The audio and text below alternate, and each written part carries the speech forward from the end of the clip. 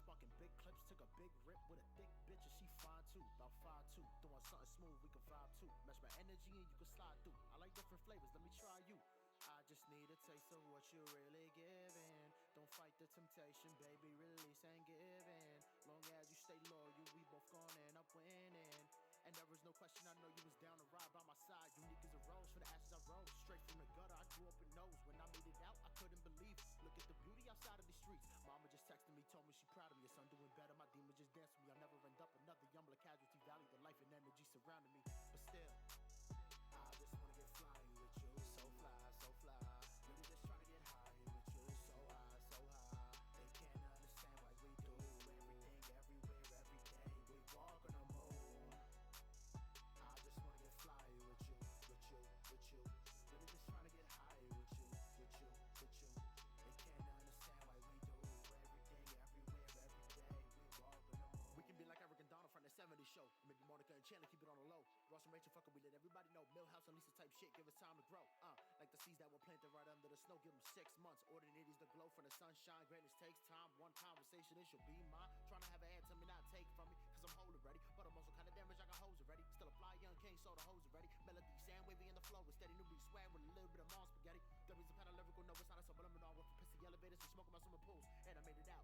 Yeah, I struggle from time to time, but I'm happy now. Obstacles coming and I see them, but I ain't backing down. Old homies that hated on me still coming back around. But I'm cool with it, cause we fly like paper, get high like planes. Sitting here laughing at all y'all lanes. I'm a beast unleashed, I can't be tamed. But you won't ever forget my name. L-I-B-R-A. I just wanna get fly with you. So fly, so fly. Really just trying to get high with you. So high, so high. They can't understand why we do everything, everywhere, every day. We walk on the moon. I just wanna get fly with you, with you, with you. Really just trying to get high with you, with you, with you. They can't understand why we do everything, everywhere, every day. We walk on the moon.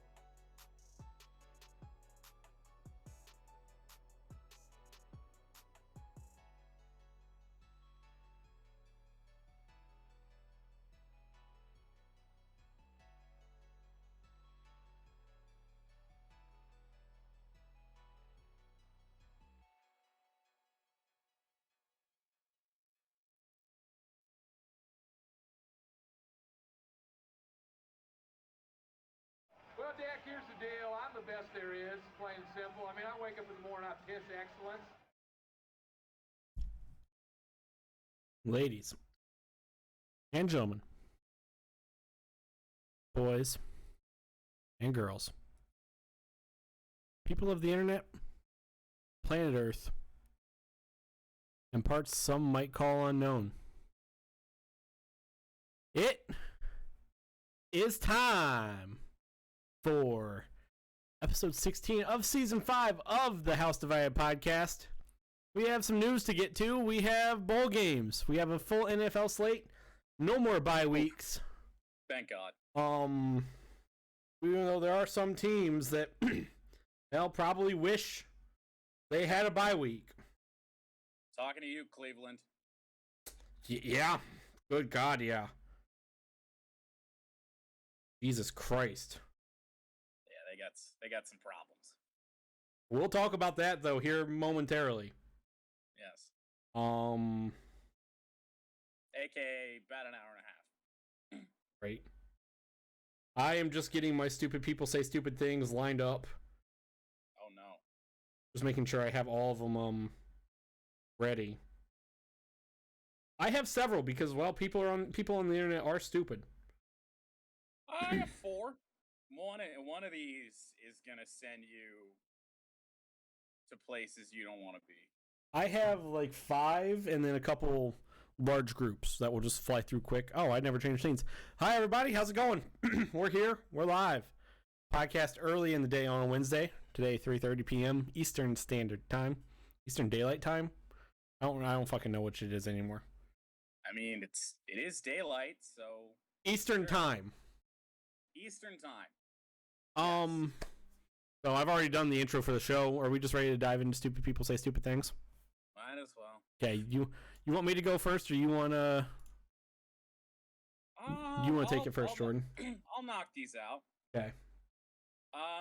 It's exciting. Start with one you know about. Okay. Army Navy game was this last week. Yes, yes, it was. Last Saturday. Fun time as always. Loved it. It was a good time. Loved it. Love that game. Some of the best uniforms I've ever seen. Definitely this year, 100%. Especially those Army uniforms. And 100% in just that game. In that game, I'm gonna just throw this out there. I've grown up in a military family. What Army and Navy do with their unis for this game is phenomenal. There's always some form of a tribute to a military unit in their respective branches. Mm-hmm. So I do love it. I'll let you take this though. Finish this. Those were, especially the Army uniforms. Like the Navy ones were good, but they're not my favorite Navy uniforms of all time. The Army ones were so phenomenal. But we have Robert from Facebook. Oh no. I've seen this and oh no. So as I've just said, uniforms were phenomenal. You'll see them on the screen when we talk about the game, if you haven't already. Phenomenal.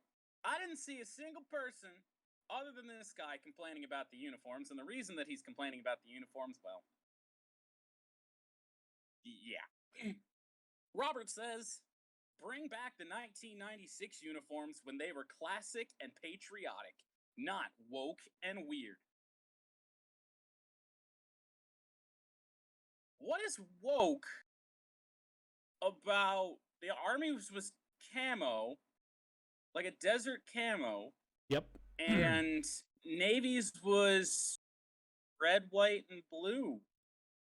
I'm not going to make any political statements about anything on this show because this show is about sports. And yeah, we generally don't do that. I'm going to stay away from making any political statements about what side of the political aisle this individual is probably on. We most know. likely on. Yes. We know. If you're using the word woke in a bad connotation, we know.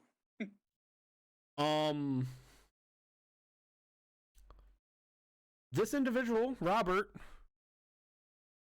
is probably one of those guys who, if you were to ask him this, would say, I thought about it. Would say, well, why don't you tell me? Or come up with some non-response. Yeah. Like that's it. That's exactly how he would most likely respond to that question. When you ask.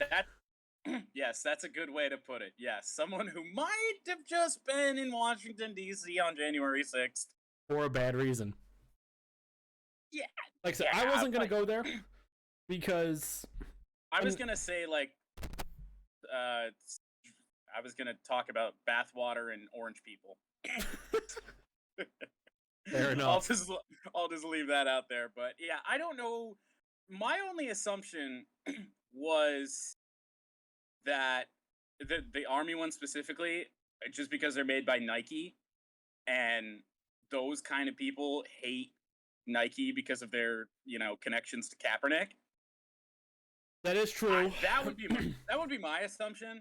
Oh God, bottled farts too. Ooh, ugh. That would be true. Robert will probably hang those up right above the fireplace. Yeah, I don't know. Fucking uniforms are phenomenal. Shut up. Did I skip that one? Yeah. So two of these are gonna be bad times for you. I'm sorry. Oh God. But I will save those two for last. Okay. Fair enough. I'm not sure where these metrics came from. Can I zoom in on this? I don't know what ADU stands for, but I believe that's where they came from. I don't know. Put out the attendance averages and TV viewers for college football this season. And Michigan, no surprise, average attendance is the highest of anybody. I mean, it pretty much just goes down with the capacity of the stadiums. I mean, Penn State's second. Yeah, that's not a shock because, well, In terms of in-stadium views, Michigan does have the biggest stadium in college football. Yes, they do. They also led in TV viewers, which I was kind of shocked by. I'm not, because they did have a lot of games in prime slots this year. Yeah, we didn't have many games, relegated to the Big Ten network. We didn't have many of those this year. Thank God. I think the Northwestern game and maybe one of the early season non-conference games might have been there. Their game against UNI was on Big Ten Network. Yeah, and I think Northwestern was on Fox, or maybe FS1. Right, that was Gus Johnson. What fucking game was it? Maybe it wasn't Indiana. I don't know. Yes, there was another. Was it Indiana? I think so. Or maybe it may have been FS1 at like 7:30. But digress. Yeah, because that was a night game for whatever reason. Andrew from Twitter, and of course this was a Michigan fan that shared this graphic and showed the attendance and the TV numbers. Andrew from Twitter says, during a pandemic, and you're proud of it, SMH. Okay, like that's strictly he's talking about attendance, like that's strictly a Michigan problem. Every school in the country, as far as I know, was full capacity all year long. Every school. You want to know the funniest part about this? No, but please. His Twitter avatar is him at a game, I believe a Lions game, packed in there. If he's that worried about COVID, he didn't show it. Don't have no mask on, but he is. I was going to say, at a Lions game where he's the only one in attendance. No, there's actually people around him, but oh, okay. It wasn't until recently where the Lions fans just stopped showing up. For the most part, their last home game, there was more. There was more people in attendance for the MAC championship than the last Lions home game. I can confirm this pic is not from a couple seasons ago because I can see people in the background with masks on. Oh boy. Let's roll on. Let's roll on. Here's where it gets bad for you. I'm sorry. This is bad memories all around. I'm gonna start with. Maybe they were ahead of the curve. Maybe so. That's possible. I'm gonna start with from Facebook on a post about Quinn Ewers. Officially, I don't know if we talk about this in the news. Officially transfers to Texas. I think I may have left that out, but okay. Yep. Officially transfers to Texas, which was my prediction. I never believed Texas A&M because they have a semblance of a quarterback. Texas seemed to make the most sense. And I don't know what kind of name this is. I don't know if this is real now. This is AB because that is apparently his first name. I don't know. Okay. Says, and when he wins the Heisman down there, I'll call him a Buckeye.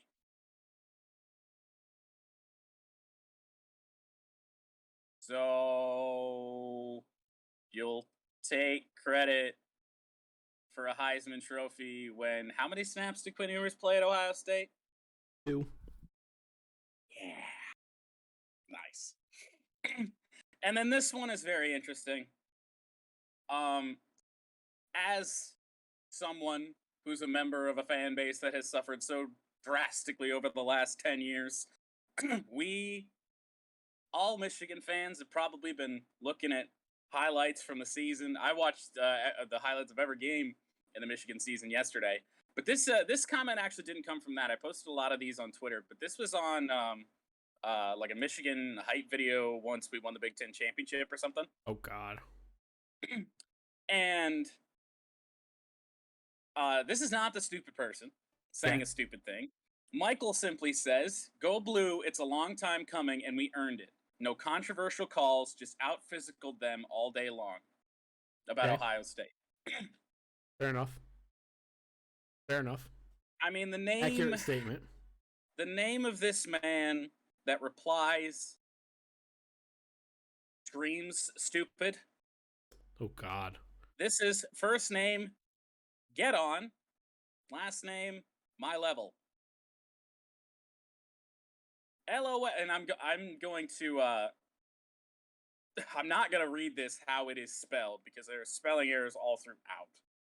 But I will read it how it was intended to be. LOL. So this is in two parts. I'm finally gonna get to this. This is in two parts. I'm gonna read the first part, and then you're probably gonna be shaking your head, and then the second part, it's a doozy. LOL, you're joking, right? The controversial is Michigan only getting flagged 2 times the entire game. You can't tell me Michigan didn't get away with holds or anything else. And yes, Ohio State did have some questionable calls go against them. Okay. All I'm going to say, Ohio State had 9 penalties called on them. No, 10. 6 false starts? Yeah. 6 false starts, a pass interference, which could take it or leave it, whatever. Yep. Michigan also got a ticky-tack pass interference. So those two cancel each other out. So there's 7. The unsportsmanlike conduct, which I think is the worst call of that game because if the refs were actually doing their job. Should have been offsetting. It either should have been offsetting, or if the refs were actually doing their job, that would have never happened because the refs would have came in and broke them up before any of that happened. Right. So there's 8. They had 1 holding call. Yes. That didn't matter because Ohio State scored the next fucking play. Yes. So they had 9. And 6 of them were false starts. I don't know. I think somebody later on this thread asked him about what he thought about all the false starts because I mean those are non-negotiable penalties. Yeah. They all false started. Michigan had 3? Like if you take the 6 false starts out, Ohio State has 3 penalties. Michigan, you take the 1 false start out from Michigan, they have 2 penalties. Mm-hmm. Like you can't negotiate false starts. You can't sit and argue that false starts are ticky-tack. False starts are false starts. Like, right. You can't argue. And I mean, you can't, like, false starts aren't kind of, it's just like having too many men on the field when Michigan State played, or when Michigan played Michigan State. Yep.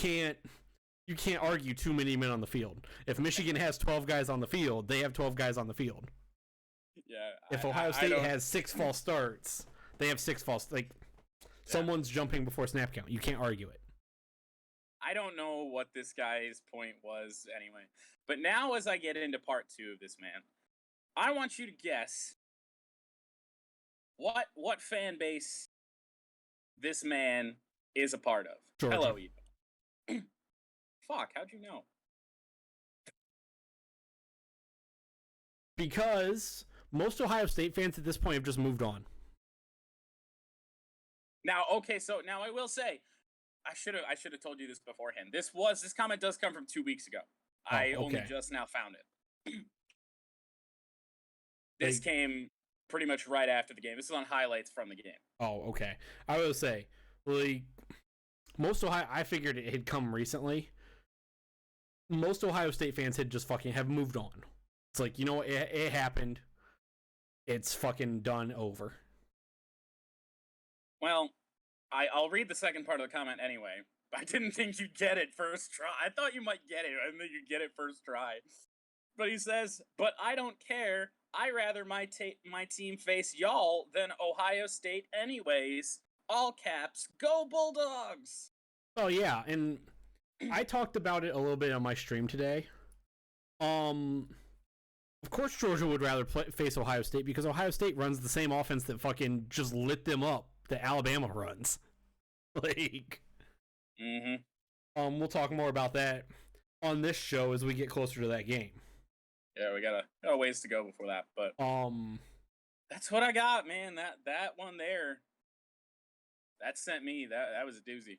Fuck. I was reading that and thinking, oh god, here we go, and then go Bulldogs. All right. Yeah. And so, given that it was 2 weeks ago, might I add, that is before they lost to Alabama. Yeah. So I don't really know how he thought that Michigan was going to play Georgia, other than maybe the national title game at that point, because I would assume that he thought Georgia would win the SEC. But we got there anyway. Because if Georgia wins the SEC, they're number 1, and we were already number 2. Yeah. Who's getting moved up? Like, the Right. logic doesn't make any sense. But what do you expect from get on my level? Yeah. Okay. Plug this. You didn't change the graphic, by the way. Oops. Thank you for telling me that. You know, I actually have the stream up here, so I can actually see it for once. So we will start with 2 large groups of people. Number one, this one has to do with the news today, that broke today, of Travis Hunter committing to Jackson State. Ooh. We'll talk about that here in a few minutes. In the news, all of the people saying name, image, likeness has killed college football, or that players don't care about football anymore, y'all are stupid. Very. And we'll talk about this a little bit more in the news, but Deion Sanders has something that I don't even know who fucking Florida State's coach is, because he was going to go to Florida State. Has something that Ryan Day doesn't have. Has something Nick Saban doesn't have. Has something Dabo Swinney doesn't have. Same with Jim Harbaugh, Brian Kelly, Mario Cristobal. Anybody, any coach in college football right now, other than maybe Herm Edwards over at Arizona State. And that is a bust in fucking Canton.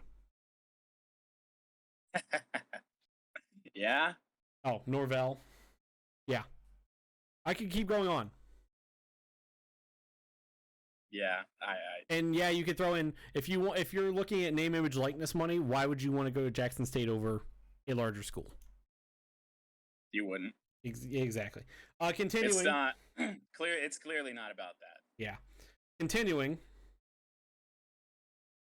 All of the Ohio State fans who were upset with what Deion Sanders said, or not Deion Sanders, not Deion Sanders, what Desmond Howard said. Thank you. Friday night or Saturday night. I mean, whatever. Let him take his shots.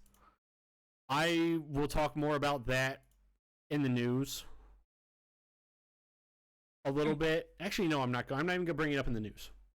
I was going to say, is it even in the news? No. Well, who won the Heisman is. All I'm going to say, like, everyone knew Desmond Howard was not great at his job. And he wants to say it, let him fucking run his mouth about Michigan beating Ohio State. It is what it is. All I'm really going to say about what Desmond said is even Aiden Hutchinson looked kind of uncomfortable with that question. So, is it awkward? Yeah. But is this something that, like, you know, so many people are, like, trying to force an apology out of him? It's like, okay, if he just tried to shit all over CJ Stroud specifically on Heisman night, when it is about CJ Stroud, which is the main argument that I've seen, is that how dare Desmond do this on this big night for CJ? If he's taking shots at CJ Stroud, then yeah, I'd probably say, hey, we're going a bit too far. All he did was make a comment about Ohio State's offensive line. Because Kenny Pickett was standing in between Aiden and CJ, and Aiden said something about beating Ohio State, and then I don't know who was standing off to the side, if it was fucking Tim Tebow or it was some other Heisman guy. I think it was Fowler who said it before. I think it was Chris Fowler that led in with it. Like, it was like, good thing we have somebody in between these two, and then, you know, to get in the way. And then that's when Desmond said that we'd probably do better in Ohio State's offensive line. Yeah, like, I don't fucking hate it. It is what it is.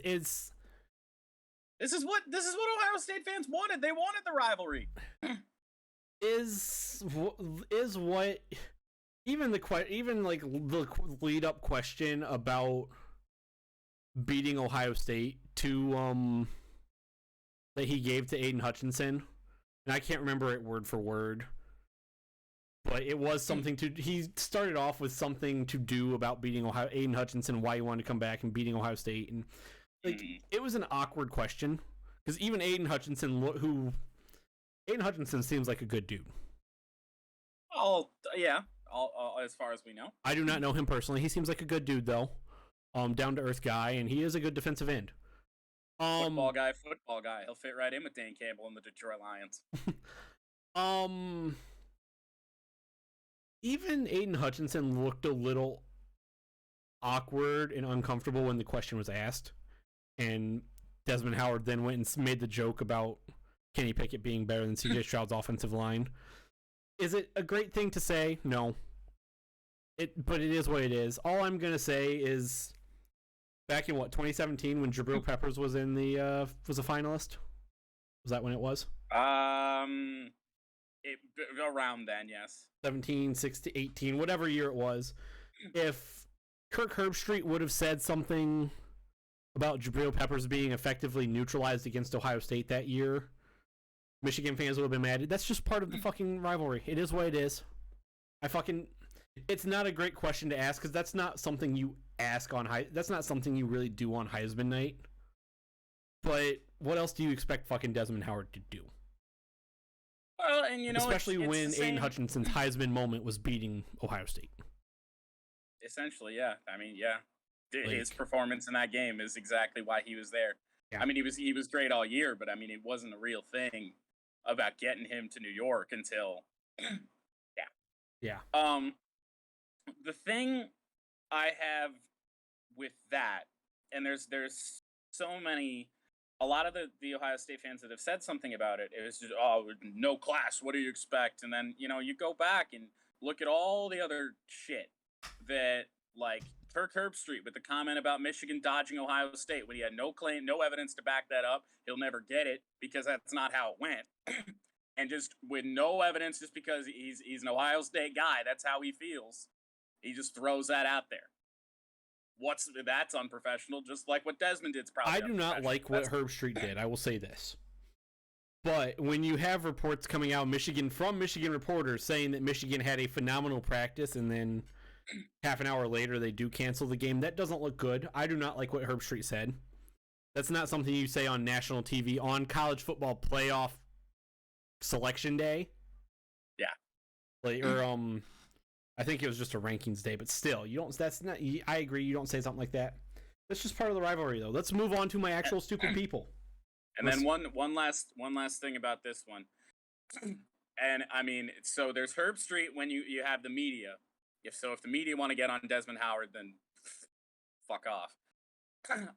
But then the Ohio State fans, and I know all you Ohio State fans hate Big Nut, but that guy's a fucking dick. Showed up to the game a couple years ago with a mannequin's head with a wig on it. It's supposed to look like Chase Winovich, bloodied and decapitated. Yeah, that's so bad. I don't want to hear anything about class from you guys. Well, Big Nut. My first actual individual comes from a man who has not actually been on this segment, surprisingly. Whoa. Possibly ever. LeVar Ball. I know exactly what this is. Oh, you've probably seen it. I forgot about this. This was gonna be in mine, but I forgot about it. I didn't screenshot it. But yes, this deserves to be in here. LeVar Ball talking about his son LaMelo, who plays for Charlotte, the Charlotte Hornets. Who are the Charlotte Hornets owned by? Michael Jordan. Pretty good basketball player, I've heard, back in his day. Greatest of all time, potentially. But a reporter asked LeVar how much advice LaMelo seeks from Jordan. LeVar comes out with this. How often does LaMelo seek out advice from Michael Jordan? Never. What advice he gonna give him? You tell me advice what he's gonna give him. You tell me what advice he gonna give him. Do you ever have milk in your refrigerator, man? When the damn thing expires, I hope you throw it away. When was the last time Jordan won a championship? The game changed. What he gonna tell him?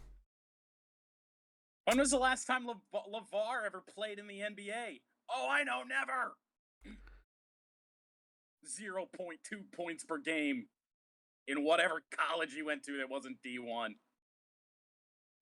When was the last time a ball player won a championship? Never. High school. High school, yeah. High school, probably. High school, probably, because they stacked the team for him. And it wasn't even a real high school. It was a prep school. Yeah. Designed to do just that. Yeah. Let's move on. This one's from Facebook. God, LeVar. Real quickly, why do we keep asking LeVar Ball things? I get that this is the reaction that they wanted and expected. Why? Because... don't need to hear... Why don't we ask Kelly Oubre's dad about something? I don't know. Anybody. Because anybody else. It draws attention. People fucking love to see LeVar act like a fucking idiot. Never lost. Yeah, because LeVar being so full of him is funny, and people like fucking seeing it. Let's move on. This one comes from Facebook. The news the other day broke that new Ohio State defensive coordinator will not be Mike Knowles will not be playing or coaching for Oklahoma State Jim Knowles. I mean, Jim Knowles will not be coaching for Oklahoma State on the 1st in the Fiesta Bowl against Notre Dame. It took me a minute to get that right. All right. David here, when this news broke. Oh, David. I don't like this. Finish what you started. Enjoy the young men you recruited one more time. Buckeye Nation is waiting on you, but we can wait one more game. Boy. It gets better. I had a feeling it did. When several people, including myself, told David that Oklahoma State just didn't want him to coach against Notre Dame, David comes in and says, well, if he could have stayed and didn't, I'd be disappointed. And then I even told David there's a very good chance that Oklahoma State asked him not to stay because that's very common anymore. And David says, I'll have to look into this. As if... Is Brian Kelly still coaching at LSU? Notre Dame, rather, before heading to LSU? No. Is Lincoln Riley coaching at Oklahoma before going to USC? No. No, Brian Kelly's just doing awkward things with recruits. Yeah. That was the silliest thing I've ever seen. That was bad. I don't think Mario Cristobal is coaching at Oregon. Their bowl game at Oregon. Like it's I haven't heard anything about it, but I can't imagine that he is. Brent Venables is not coaching Clemson's bowl game. Like this is common. This is common anymore. But I just love David. I'll have to look into this as if his opinion fucking matters. Like it doesn't. Here's the thing, David. We do not care. Yeah. Nobody cares what you think. Jim Knowles has 1.5 million reasons just to not fucking care what you think, David. Let's move on. I don't see anything about Cristobal coaching the bowl game, but I would imagine he's not. Yeah. I don't see anything official though. Let's keep this rolling. It was announced Friday night, or actually maybe Saturday morning, that Ralph Rangnick, Manchester United's interim head coach, is he did talk to Paul Pogba. And Paul Pogba was, I believe, back at camp in Manchester on Sunday, finishing up his rehab. And apparently, Pogba and Ralph had a good conversation Friday, phone conversation. They had not met yet. Hopefully things on Sunday, if they did actually meet, went well. Here comes Wayne from Facebook. If Ralph Why you do this, Wayne? Why? If Ralph can get rid of Pogba, then that's two positive things right away.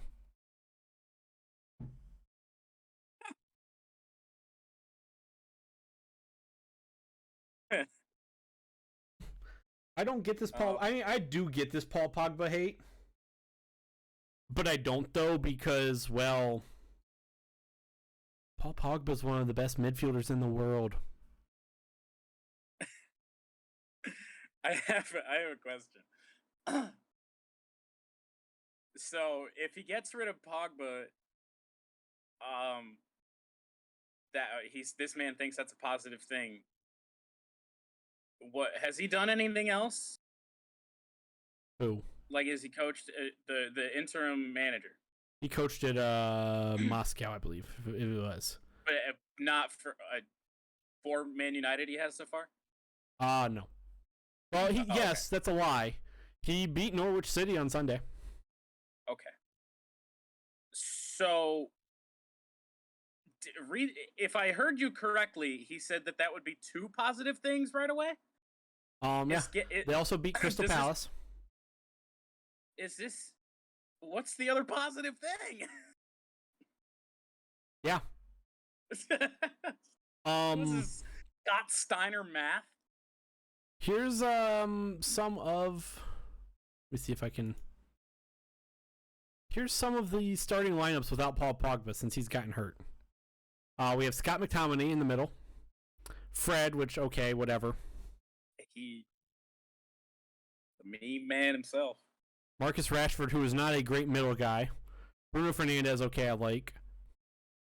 Jadon Sancho. That was against Arsenal a couple weeks ago.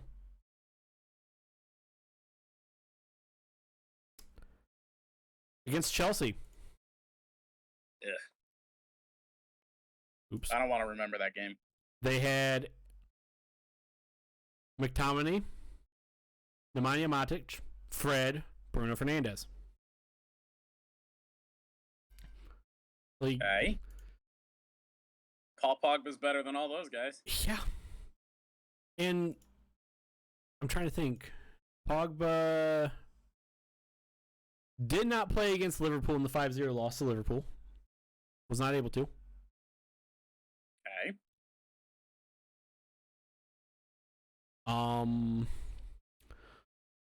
Here's some of your lineup there. Rashford, Bruno Fernandes, Mason Greenwood. Oh yeah, no, Paul Pogba did play. He got that red card almost immediately when he walked onto the pitch. I forgot about that. Mason Greenwood, who Paul Pogba's better than. Scott McTominay.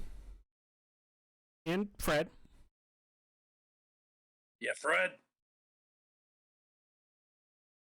Tottenham, when they won, Pogba, I believe, took the field. That's a lie. Paul Pogba did not take the field. Your lineup, though, was Luke Shaw in the midfield, which makes 0 sense. Aaron Wan-Bissaka doesn't make a lot of sense. Bruno Fernandes, Scott McTominay, and Fred.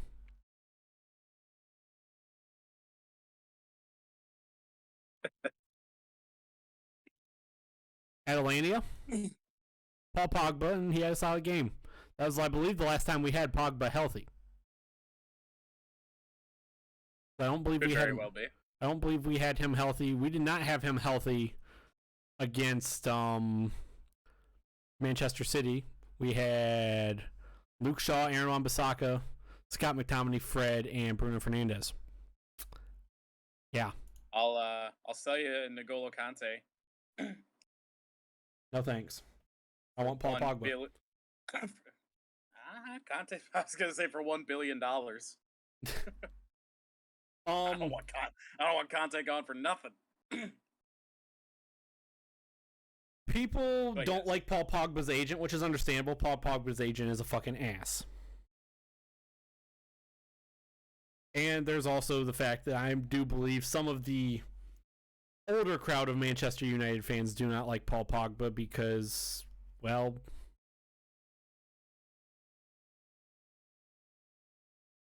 Paul Pogba's not white. Oh. Yeah. I did see, and this did not make stupid people say stupid things a couple weeks ago, but there was a list that when Rangerson did take the job, people wanted to see.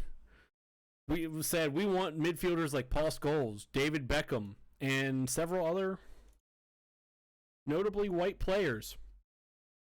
We want midfielders of old back, not Paul Pogba's, and yeah. What's that even mean? Midfielders of other than just white guys. Yeah. What does that even mean? Let's move on. I believe this is not quite my last one. Travis Howard, former Ohio State defensive back who kind of burned out in the NFL, tweeted about name, image, likeness. This was Friday after Quinn Ewers announced he was going to Ohio State or to Texas, and after someone else announced they were going to be leaving Ohio State. Travis Howard said, "When I chose Ohio State, it was permanent. I never had any doubt in my mind to leave. I didn't go way to Columbus just to leave after not getting my way. Fuck that. I would be in Taver Johnson's office trying to see what the hell I was doing wrong. We had several heated arguments." And then there's a stupid one in the replies too to this. Oh, God. "Different breed now, my man. The pride in the student athletes had wearing those varsity jackets was unmatched. Now they might as well have social media tags on them."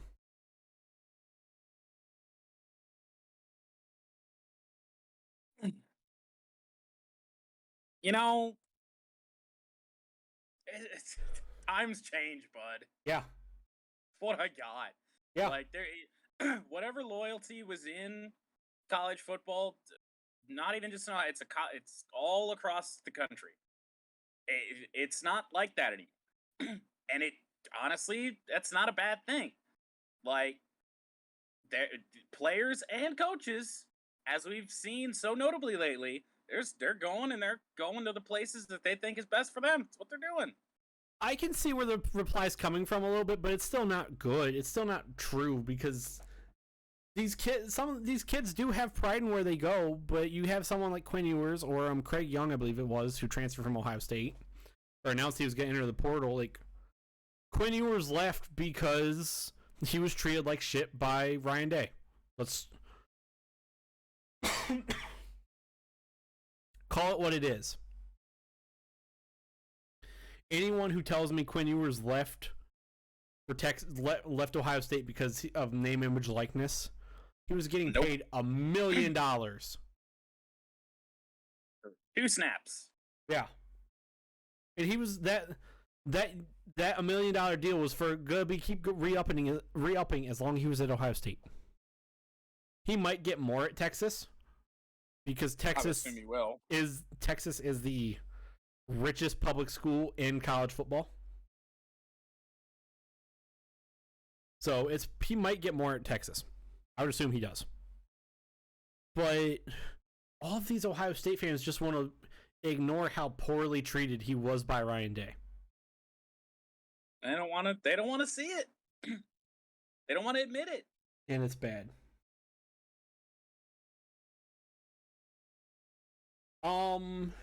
Moving on. This was replied to a Barstool Sports post about Justin Fields. Oh, you know this is bad straight away. Barstool Ohio State, I should say. Still bad. It's on Twitter, but I'm just gonna give you his first name because his Twitter handle is first name, last name, numbers. Actually, his first name, last name, but what now? His actual Twitter handle is last name, numbers, and then first name. But his name is Rob. Oh, we got a Rob on the screen right now. Yes, we do. So after Justin Fields took that hit in against Green Bay, I can't remember what quarter it was, Sunday night, to the midsection on the side of his chest where he has some broken ribs, he did a couple push-ups and then got up. Okay. Rob tweets, "Oh, so when he flexed and he taunts down by 14, it's cool, but when Chase Claypool does it, he's a nuisance." Oh no.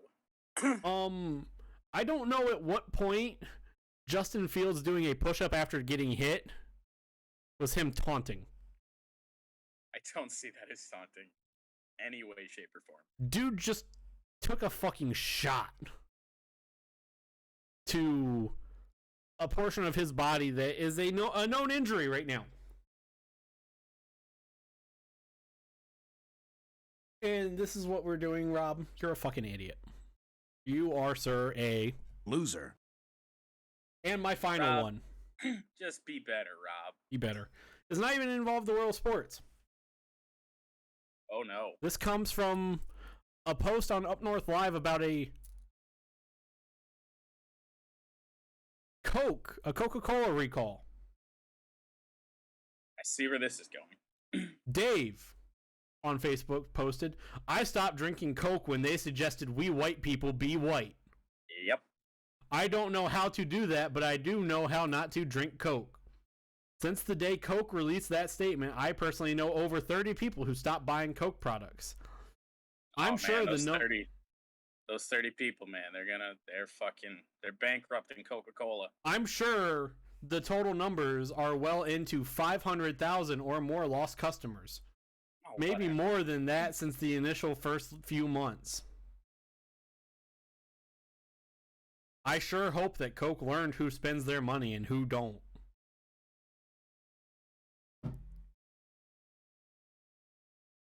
All I'm gonna say, this made it, and this was just last because it was last in my camera roll, camera roll. When people stop doing something, Evo, I'm tempted to go pour myself a Coke right now. when people stop, like, what is it with people when they stop doing something? Why do they got to announce that they stopped doing it? Or when they're leaving something, when they're like, why do they got to announce it like it's a fucking airport? Nobody cares. It is not an airport. You do not need to announce your departure. Let's move on to the news. God It's damn. time. First news, and we're starting off with this just because it happened today, and it's probably the biggest news we have of the week. Oh. Hey, Deion said he's shocking the world. He sure the fuck did. Travis Hunter, running back, and I believe the number 2 recruit in the. I've seen number 1 and number 2 recruit in this year's class. I would imagine it differs from place to place, but widely seen as number 1. Commits to Deion Sanders and, well, technically Jackson State. Deciding to go there over Florida State, and, well, who the fuck wants to play for Mike Norvell when you could play for Deion Sanders? Play for Coach Prime. And you can play for primetime instead. All I'm gonna say about this, and I tweeted about this. This has nothing to do with name, image, likeness. Absolutely not. Deion Sanders has something that Ryan Day doesn't have, Nick Saban doesn't have, Jim Harbaugh doesn't have, Dabo Swinney, Lincoln Riley, Mario Cristobal, and every other really good head coach in college football. And all of those coaches I just listed, most of them will probably never have what Deion has, and that is a bust in the NFL Hall of Fame in Canton, Ohio. Yep. Deion has that gold jacket. A well-deserved gold jacket. Deion Sanders is one of the best college football players of all time. Or not college football player, NFL players of all time. He's definitely the best defensive back of all time. Yeah. I can't think of anybody better off the top of my head. So, Deion Sanders knows what it takes to be at the highest level. Yeah, Jim Harbaugh played in the NFL, but he wasn't fucking near that level.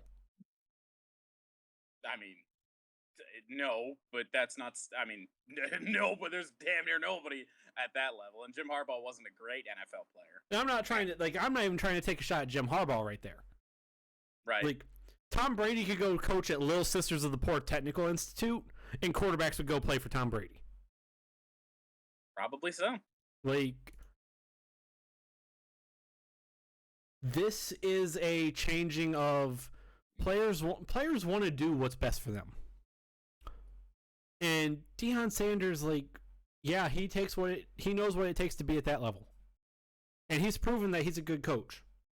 If Ray Lewis were to go coach, people would go play for him. I think so. If they'd give it a year or two just to make sure he's good, but they would go coach.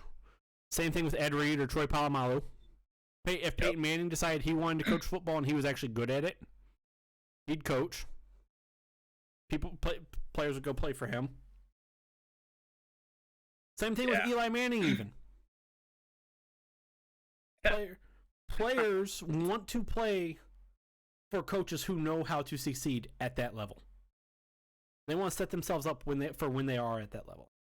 Yeah. I mean, especially, like, Deion being the head coach is one of the massive reasons that this is happening.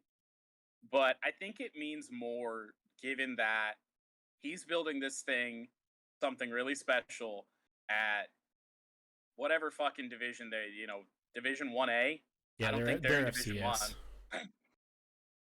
And he's building something special at a historically black college. It's great. It's phenomenal. Their third string. I found this out. This is gonna be. This was fun. This made me laugh. Jackson State's third string quarterback is whiter than cream cheese. That's why it's historically black colleges and universities. It's not all black. Yeah, it was just, I saw that and I was like, oh my god, this is hilarious. Thought that was funny. That's great stuff. I love what Deion's doing, and love it. Even though I every time they come up, I always call them Jacksonville State, which is not the name of the school. But big get for Deion, Jackson State University, all that. It's phenomenal. I saw the clip yesterday when he was talking to Barstool, and he said, "Look out tomorrow, we're gonna shock the world."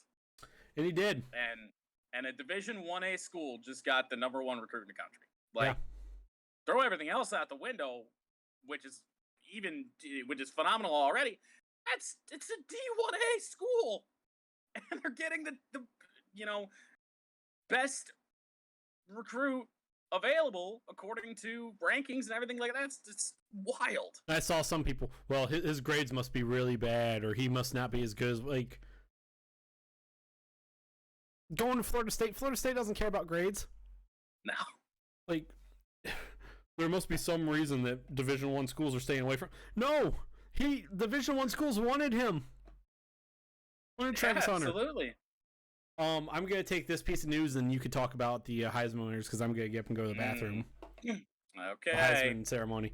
Jim Harbaugh wins the mostly meaningless, and I'm gonna say this at taking a risk of pissing off a lot of Michigan fans. Jim Harbaugh wins the extremely meaningless AP Coach of the Year. Luke Fickell, who won the Coach of the Year given to him by Football Analysts. The Home Depot Award. The Home Depot Coach of the Year award because sponsors. Yep. I mean, you pick Home Depot to sponsor your entire award show. Oops. I digress. Luke Fickell finishes second. Dave Aranda finishes third, and Mel Tucker finishes fourth. Really, this is here just because I hate the AP. I'm not gonna I can't shit on Jim Harbaugh for what he did at Michigan this year. I can't. The AP though, this award, and I did tell a Michigan fan this at one point because I did have a Michigan fan on Instagram or some fucking where take a shot at me. Well, you're just mad that because a Michigan coach won this. This award was meaningless when Brian Kelly won it twice with teams that didn't even make the college football playoff. Yeah, Brian Kelly's won that 3 times overall, by the way. Yeah. And 2 of them were with Notre Dame when he had seasons that, let's see, Brian Kelly 2012. Okay, in 2012 when Brian Kelly won it, they went to the BCS title game and then lost by 30. 2018. Thought it was more. It might have been. 2018, Notre Dame finished 12-1, but they beat Michigan that year, and that was it. Oh, apparently, no, I guess I lied. Apparently, they did make it to the college football playoff in 2018. They lost. And got demolished because that's what Notre Dame does. They lost to Clemson 30-3. My bad. What do you know? So my bad. Brian Kelly won it twice on years where they did literally fucking nothing in the postseason. And then the other one was when he was with Cincinnati. Yeah. The awards the AP gives out are fucking irrelevant. The AP hands out the Associated Press National Championship trophy. Or hands out the Associated Press National Champion. Ohio State won it in 2012 when they couldn't even go to the BCS title game because they were on a postseason ban. Well, I mean, I guess it makes a little sense, maybe. Like, I mean, they don't have an AP postseason ban, I guess. But it's just like, it's irrelevant. Every award the AP does is irrelevant. Like, Michigan fans, go ahead and be mad at me, but I saw on Twitter that there were Michigan fans when this announced, they didn't even know it was an award. Like, that should say something when you have fans of the coach of the team that the coach wins the award and they don't know it exists. Like, and you're handing this award out at 11 a.m. on a fucking Friday. Like, the AP, you guys are fucking terrible, and you should feel terrible. That's it. But what Jim Harbaugh did, nonetheless, is phenomenal and impressive. He took a team that everybody thought was going to be fucking atrocious, and they are, 11-1, 12-1 right now? Yes. And they're in the college football playoff. They're going to be playing Georgia. What he did was impressive, but this award's a joke. Jordan, I'm going to go to the bathroom. You take Heisman Trophy stuff. I'll be back. All right. Alrighty.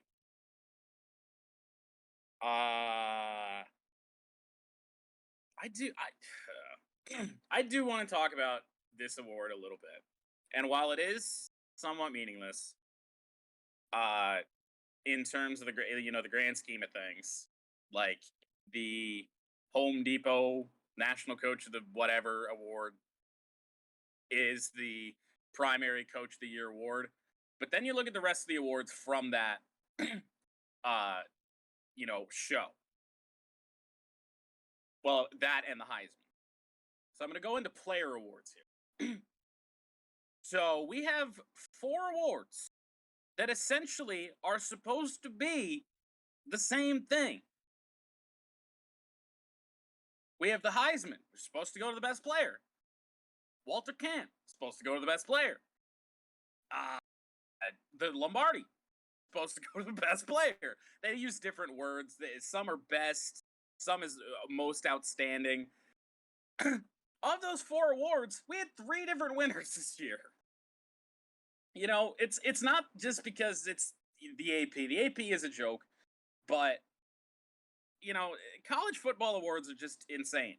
Bryce Young won 2 of them. Kenneth Walker won the Walter Camp, and then Aiden Hutchinson won the Lombardi.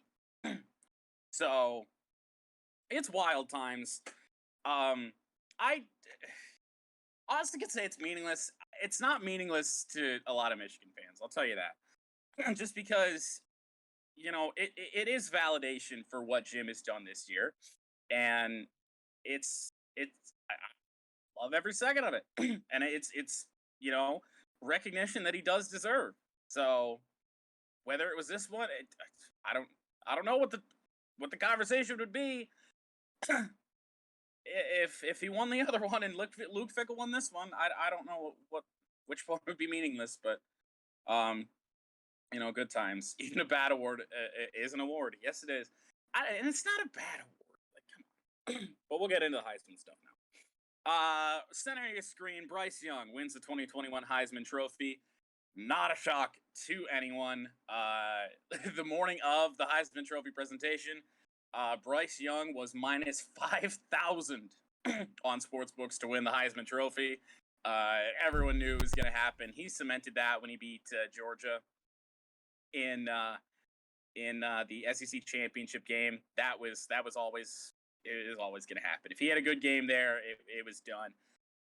And then second in the award, I see Austin's back. Hello. Yep, I am back. even though you've typed here, Aiden Hutchinson finished second, nobody cares. Well, I care, damn it. I would say because that was the only people who actually do care is essentially Michigan fans. Which I mean, nothing. Whatever. Aiden Hutchinson, phenomenal season, and he had a good 2-week stretch where half of his season total in sacks came in the final 2 weeks of the season.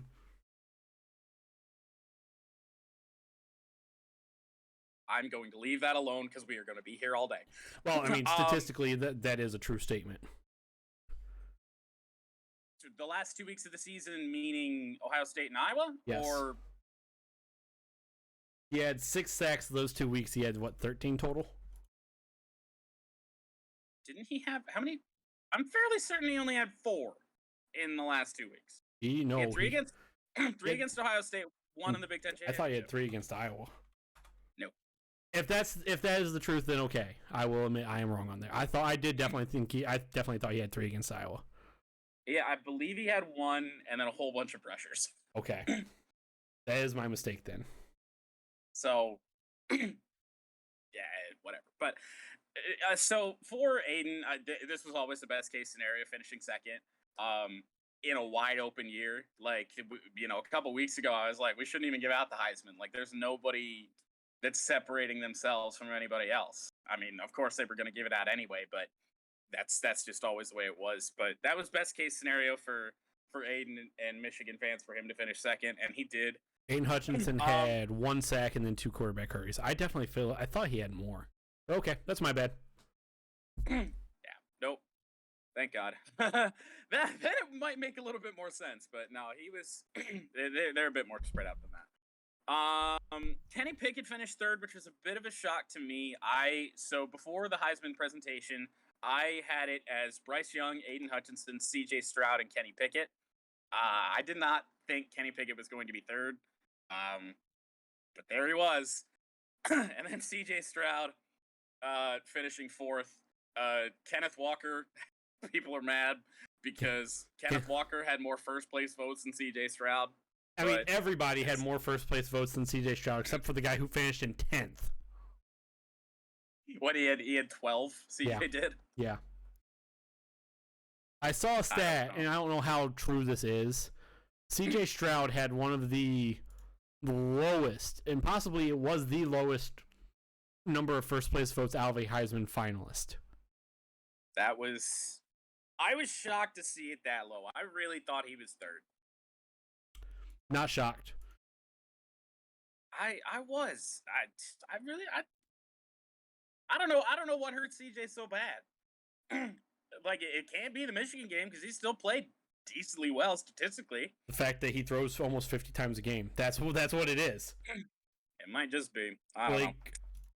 I will sit here and say CJ Stroud proved me. I did not think, especially after that game against Minnesota, in week 1, I didn't think CJ Stroud was going to be nearly as good as what he ended up being.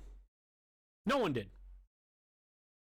I'll say I'm wrong on CJ Stroud, but early season Ohio State was a very different team than the team at the end of the year. I am very glad.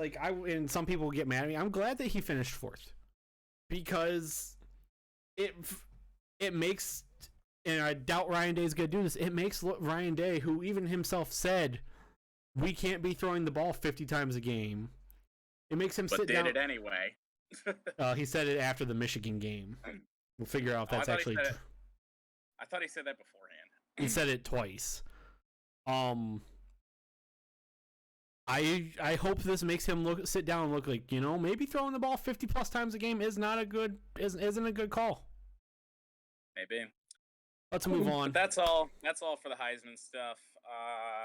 I don't care about any of this, so go ahead. Moving on. Oregon did not take long to find a new head coach to hire. They hired 35-year-old Dan Lanning, who is currently Georgia's defensive coordinator. I mean, probably one of the hotter assistants out there right now. I like this. I do like this hire. Number 1 defense in the country in Georgia. Especially for an Oregon team that their defense is not good. No, or has not been so good. You should see just instant improvement there. That's just the way football in general is going these days. You got a lot of these younger guys coming in and taking these head coaching gigs from, the older guys. So Yeah. like there's so many 35-year-old head coaches, 30-some-year-old head coaches these days, it seems. But it's gotta happen eventually. Yeah. Penn State, and the only reason this is in here is just because of the way that it had that the firing of Manny Diaz happened. Former Miami football head coach Manny Diaz has kind of landed back on his feet somewhat. He is Penn State's new defensive coordinator. This will be interesting. Yeah, I don't hate this hire by Penn State. No, but I mean, did they fire their defensive coordinator or did he leave? I don't really entirely know. Because Penn State's defense was pretty solid all year long. Yeah, I don't want to say I like this. I think it's interesting. I mean, it just feels lateral. I mean, Miami had a solid defense for a couple. This year it was rough because they eventually, like same thing with Ohio State's defense. When you have so much NFL turnover, eventually your defense is going to be average instead of great. Yeah. And that is kind of what happened to Miami, is eventually their defense, they just ran out of good and just got average.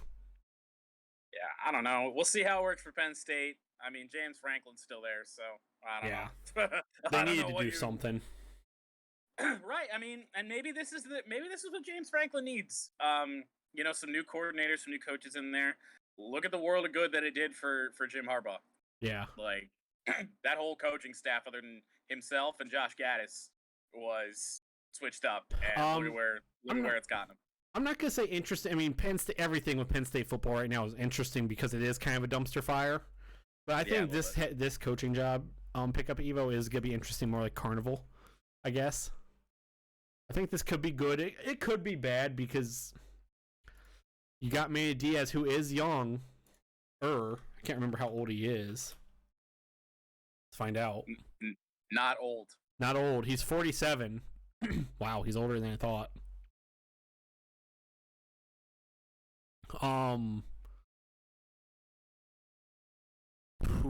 At Miami, definitely I feel like was a better coach than James Franklin has been at Penn State. Sort of. I mean, it's Miami. It's the ass conference. It's a lot of. This year was a rough year for Miami because they just didn't have Miami had the fun problem of who do we start at quarterback? We have 2 or 3 guys that could be starters. Let's move on though.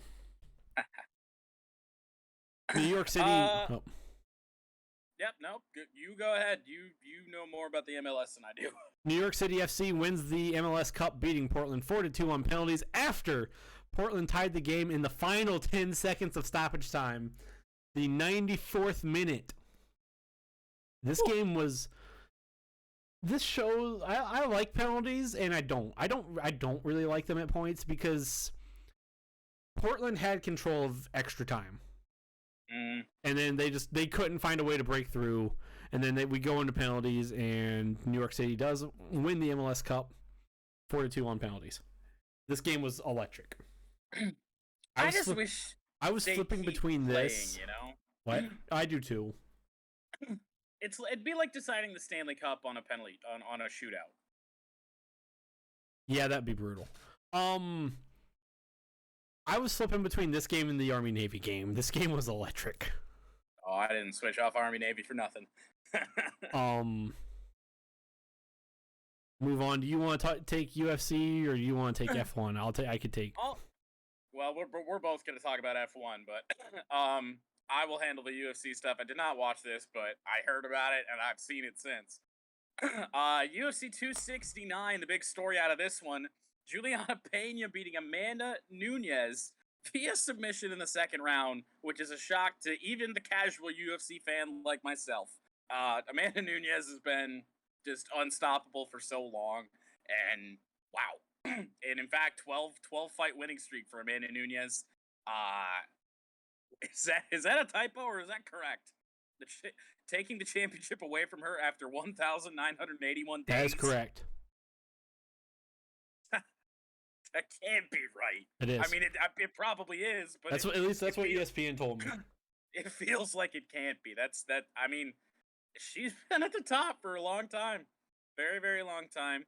Also from this card, Charles Oliveira, Oliveira, I can't speak, defeats Dustin Poirier via submission in the third round. His card's just wild all over the place. And he is the lightweight champion. Still retains his championship. I need to get back into UFC a little bit more. I feel like I have to. I think part of the reason why she held the title so long was because this fight was rescheduled twice. I mean, it could be. So, yeah, I think that's why she held it for almost 2,000 days. Just insane. Let's move on to F1. Oh boy. Max Verstappen won the Abu Dhabi Grand Prix, finishing ahead of Lewis Hamilton. Carlos Sainz finished third. Max wins the F1 Drivers' Championship, and Mercedes still retains the Constructors' Championship. I don't know if I can do it. I don't know if we're gonna do it. This could be on Bad Beats. Ooh. I would love to know, like, the live odds, if those existed during the race, as to what Lewis. Oh God, as to the likelihood of Lewis winning the championship, the race, everything like that. They probably closed the betting. It was done. Then Latifi. Well, first, before we get to Latifi, the turn whatever instant on lap 1. Interesting. Turn 7, apparently. Thank you, Evo. Max with a patented send down the inside of the corner. Sent it a little too deep. Lewis completely doesn't even bother to get back on the track and just accelerates through the corner. Came away with a bigger gap than he had previously. Gave a little bit of it back, but it didn't feel like enough. Red Bull certainly didn't feel like it was enough. And there was no penalty to be had. Mercedes did not feel the need to give up the position, anything like that. I mean, I didn't think that he should give up the position necessarily because Max wasn't first to begin with, but.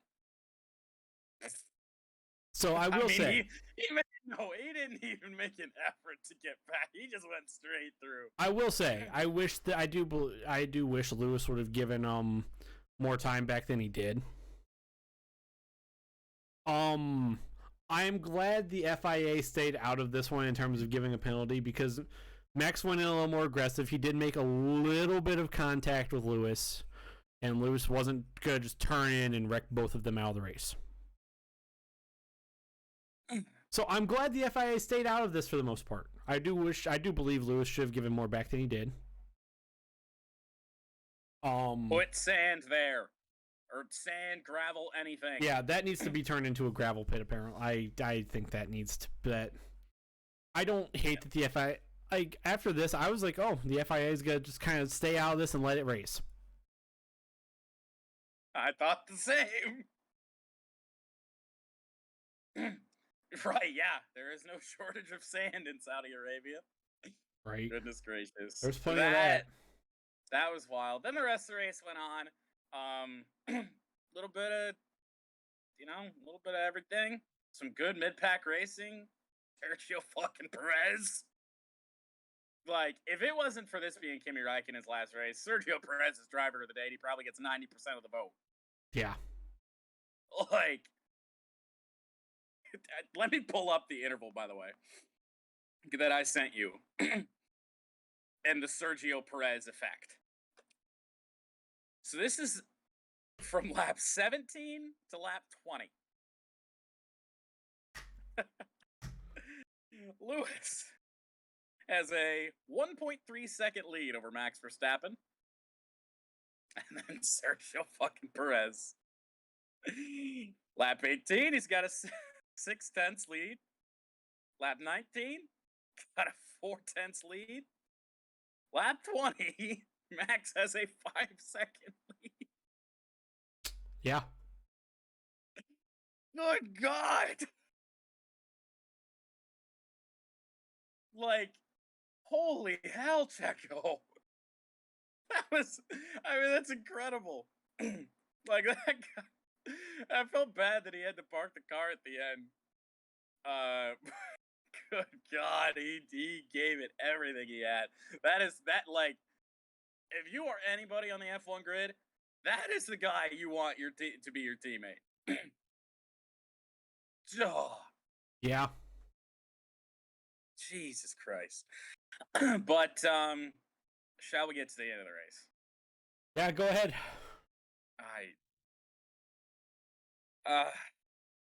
So let me say this first off.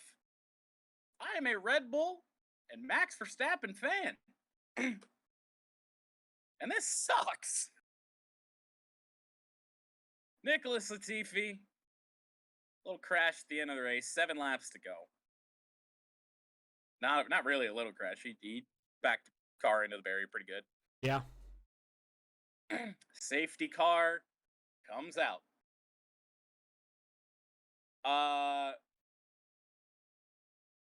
Doesn't look like we're gonna get. Well, hold on. Before we get there, Max comes into pit for fresh tires, which is the right call.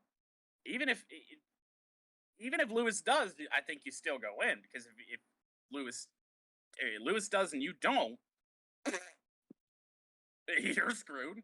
The roles would have been reversed once it got to the end of the race and that final lap. I do not blame Mercedes for not giving up the track position, because they didn't know if the race was going to get restarted. They didn't know what the scenario was going to be. Keep the track position. Yeah. That's probably the smart thing to do. But Max comes in, and we have no idea whether we're going to be getting back to racing or not. We got 5 lapped cars in between Lewis and Max. And the FIA standard is they will either let all the cars through, if they can, or they let none of them at all. None of them at all. Neither of those things happened, because literally turns away from taking the white flag, the FIA says, well, wave the 5 cars through that are in between Lewis and Max. Let them go by, but nobody else. And they're also, this is another rule in here. I will first throw this out here and say I'm glad we didn't end under a caution. That would have just been ass. I'm glad the race ended under green, but I'm not glad how we got there. Technically, the safety car is still supposed to stay out for one more lap after those cars were let through. Mm-hmm. They got their drama. That's what they. It has to be the motivation between all of this. You got Toto Wolff on a radio with the FIA guys saying it's not right, and it wasn't. And you got Christian Horner, he was begging for them to let the lap cars by. And Red Bull got their way, Mercedes did not. Green flag waves. Lewis held him off for a couple corners, but Max got that run, sent it in deep again, and somehow I was expecting them to nail Max for something. Like, I thought we were going to get swerved again. Like, I thought Max was going to get hit for something for that send into the hairpin. Yeah. I was really expecting it. That did not happen. And Max takes the lead down the long straightaway there at Yas Marina Circuit. And Lewis rather had a bit of a run. Max goes defensive into the next corner, which honestly, I don't understand why Lewis doesn't do that more. Like, especially when he's racing Max. Like, you have a guy that likes to send it down the inside. I feel like he just needs to fucking defend a little bit. Take away the inside line. But he never does. I think Lewis also likes to just be a little bit aggressive too at those points. Mate. Like, that's my only explanation. I feel like the more aggressive move would be to go to the inside. Make Max go to the outside. He does lose acceleration on the next straight, but apparently it didn't matter. Max almost lost the lead 2 separate times on that last lap, down the straight and then down another straight. What would usually be DRS zones. Max held him off both times. Once you got through those 2 straights, you got into the third sector. I mean, it was just a formality. The fresh tires, Lewis had no chance. Max Verstappen crosses the line, wins the race, and wins the championship in quite possibly the shittiest way. So I'm going to say 2 things on this. That sucked. I do believe having a new champion is good for the sport. Very. Especially if F1 wants to expand into having more people watching the sport. But this just felt manufactured because in the 14 years I've watched F1, I've never seen that. Don't think it's ever happened. I don't think in the 13 years that I've, maybe 13 to 14-ish years I've watched F1, I've never seen them do that with lapped cars and the safety car. I mean, there are, like, so many things that went wrong here. Yeah, and Eva brings up a good point. I mean, like, you look back to some of the other stuff with the FIA where it felt like Lewis came ahead on some things that he really shouldn't have. But at the same time, we're there. This is it now. Like, we're racing for the championship, and they just got FIA stuck their heads in where most people didn't want them. And they showed up. Yeah, like, Silverstone is the big example. Yeah. Like, so I just wish I wanted one race this year where the FIA didn't feature. We thought we had that.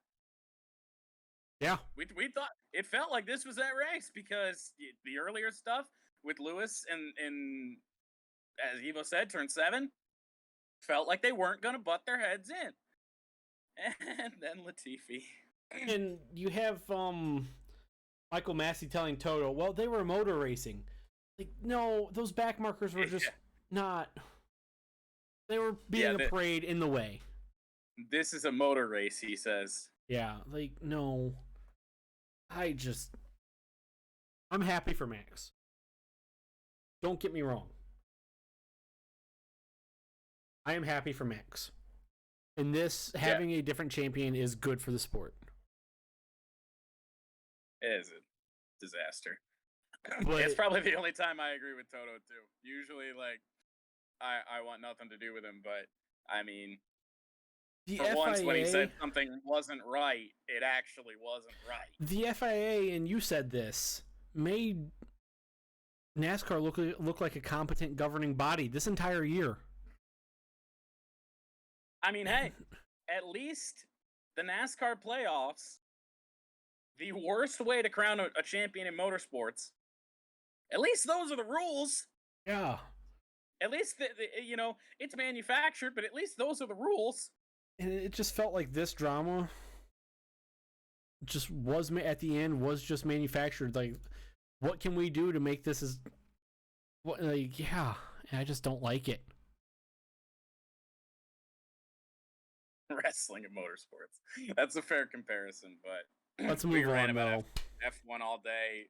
I don't even... What is this in here for? I just found this hilarious. The Arizona men's basketball team had to Uber from Champaign to Indianapolis for their game against Illinois because their flights from Champaign, Illinois to Indianapolis, Indiana were canceled because of the severe storms going through the area. Everybody, thoughts and prayers to everybody who was affected by those, especially in the state of Kentucky. Arizona though ended up going eventually to beat Illinois after their long Uber ride. Like, this made the news. Good Lord above. This made the news just as a funny thing, and then we had some other things. Just as a light way to move on from the stupidity of F1. And then we have unfortunately had some more negative news. Dallas Stars goalie Ben Bishop, his career appears to be over due to a degenerative knee injury, according to Stars GM Jim Nill. The three-time Vezina final. What? Yep. Jim Nill, former Red Wing executive. Yep. Three-time Vezina finalist, last played in the 2020 Western Conference Finals in August. Missed all of last season due to knee surgery that he had after the 2020 season. In an AHL rehab game he played a couple days ago, he gave up 8 goals on 34 shots. That sucks for Ben Bishop. I mean, Big Ben Bishop was at the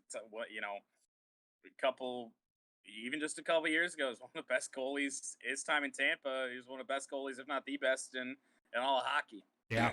So he single-handedly destroyed my Red Wings in the playoffs like 3 years in a row.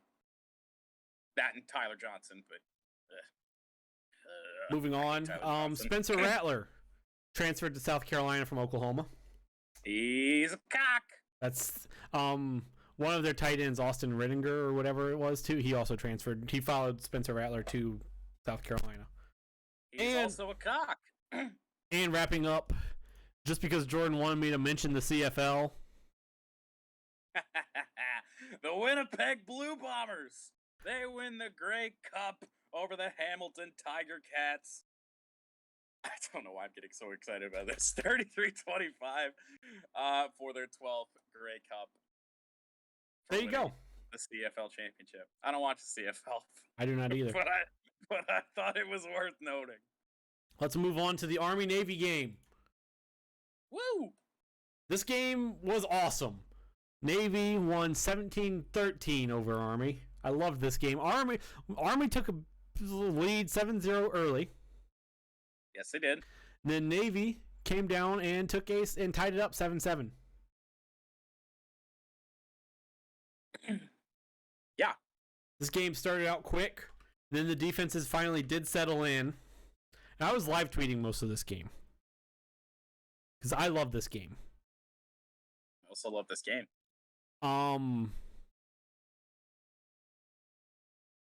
Going into the locker room, this game was 13-7 Army. Navy came out with a phenomenal drive out of the locker room, take a 14-13 lead. They never looked back. They tacked on a field goal in the fourth quarter to go up 17-13 after what was probably one of the best plays of the game. Navy linebacker Diego Fagot gets the fake snap, the fake punt. The punt was snapped directly to him. He was not expecting it. Nobody was expecting it. The long snapper called that play himself. Diego Fagot, who looked dead to rights in the backfield. Snap nearly went over his head because he was not. He really struggled catching it. Dead to rights in behind the line, 3 yards behind the line of scrimmage. Ken Niumatalolo looked like he was dead. Looked like he screwed up. Diego Fagot, linebacker, old school linebacker with a neck roll, wearing number 50-something. 54. He's on the screen. 54. Thank you. Old school linebacker catches the snap. He breaks the tackle, hurdles another man, and gets the yardage. Navy then holds on to the ball for another 4.5 minutes. They kick the field goal They go up 14 or 17-13. Army's offense had chances afterwards. Army's defense stepped up when they needed to and held Navy to force them to punt. Army's offense had 2 separate chances and they just couldn't get it done. This game was phenomenal, and not only the fake punt that nobody was expecting to Fagot. Diego Fagot was phenomenal the whole game. He's a dude. There aren't many players that play in the Army-Navy game that are going to be, have the chance to play on Sundays in the NFL. I think Fagot's one of those guys. Yeah. It was clear he was just the best player on the field the entire game. He is a legit dude. He is incredible. I want to note, and I did it to myself. Took the over in this game. It was looking so good early. The total was 32.5. I thought it was 34.5. I had it at 32. Oh, even lower than what it opened as then. Yeah, it got low. It was 14. We had 14 points scored so quick. God damn it! Then there weren't many points scored the rest of the game. I missed the total by a field goal. God damn it. The under has hit 16 years in a row. That's why I say I did it to myself, but how can you not take 32? That's true.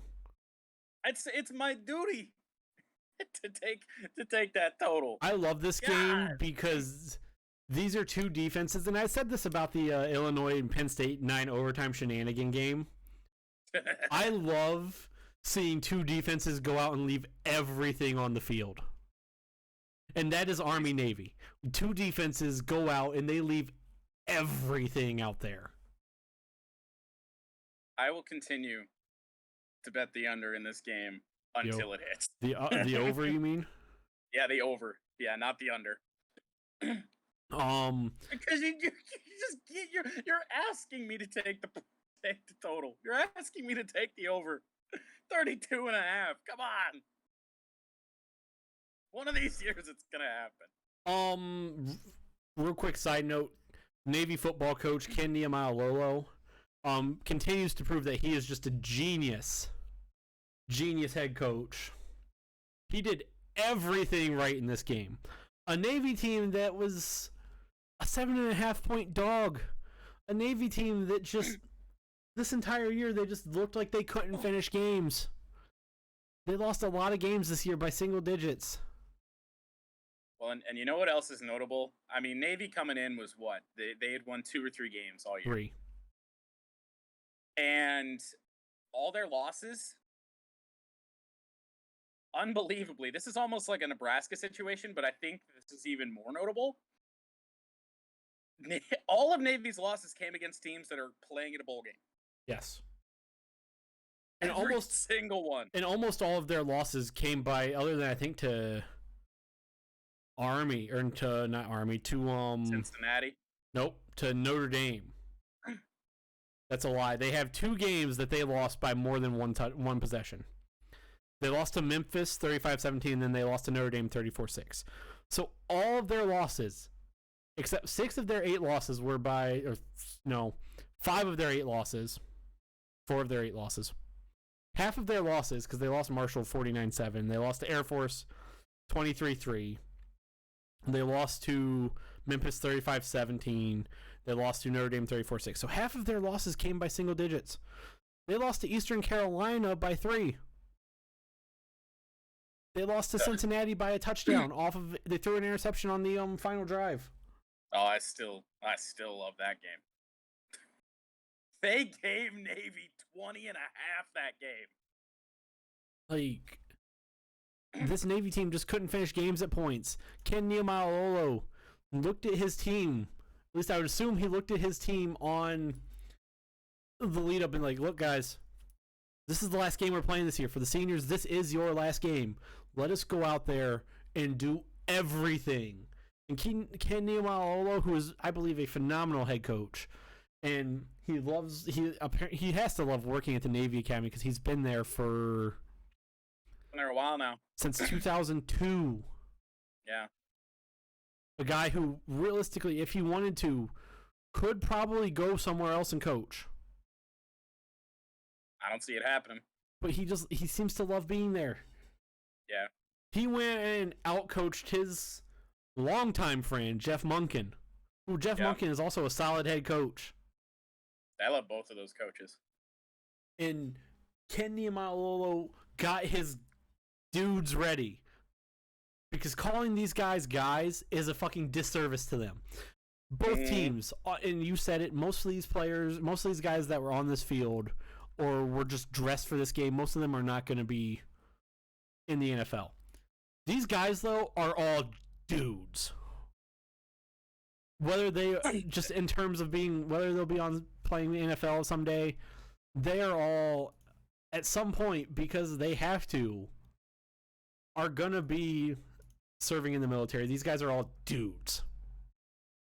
I will wrap up my thoughts on this game by saying this, and this is a tweet from somebody a couple years ago. I can't remember who, but they said this game is special because this is the only game out of any played all year outside of whenever these two teams play Air Force. It's one of the very few games, I guess I'll say, where everybody on the field would give their lives for everybody watching. Yes. That's what makes this game right there on the screen. America's game. It's exactly what it is. So, like, these guys, some of them may not be the best football players. These guys are all dudes, though. Absolutely. It would be a disservice to call them anything else.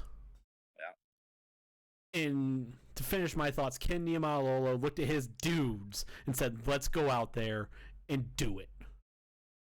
And they sure as fuck did. One final note, just once again, fucking uniforms are amazing. Those Army ones, I don't even think they sell them. I wish they did. I think they do. I've seen T-shirts of the uniform, not the actual uniform itself. I love this game. I'm going to try and dig up tickets to go to this game next year in Philly.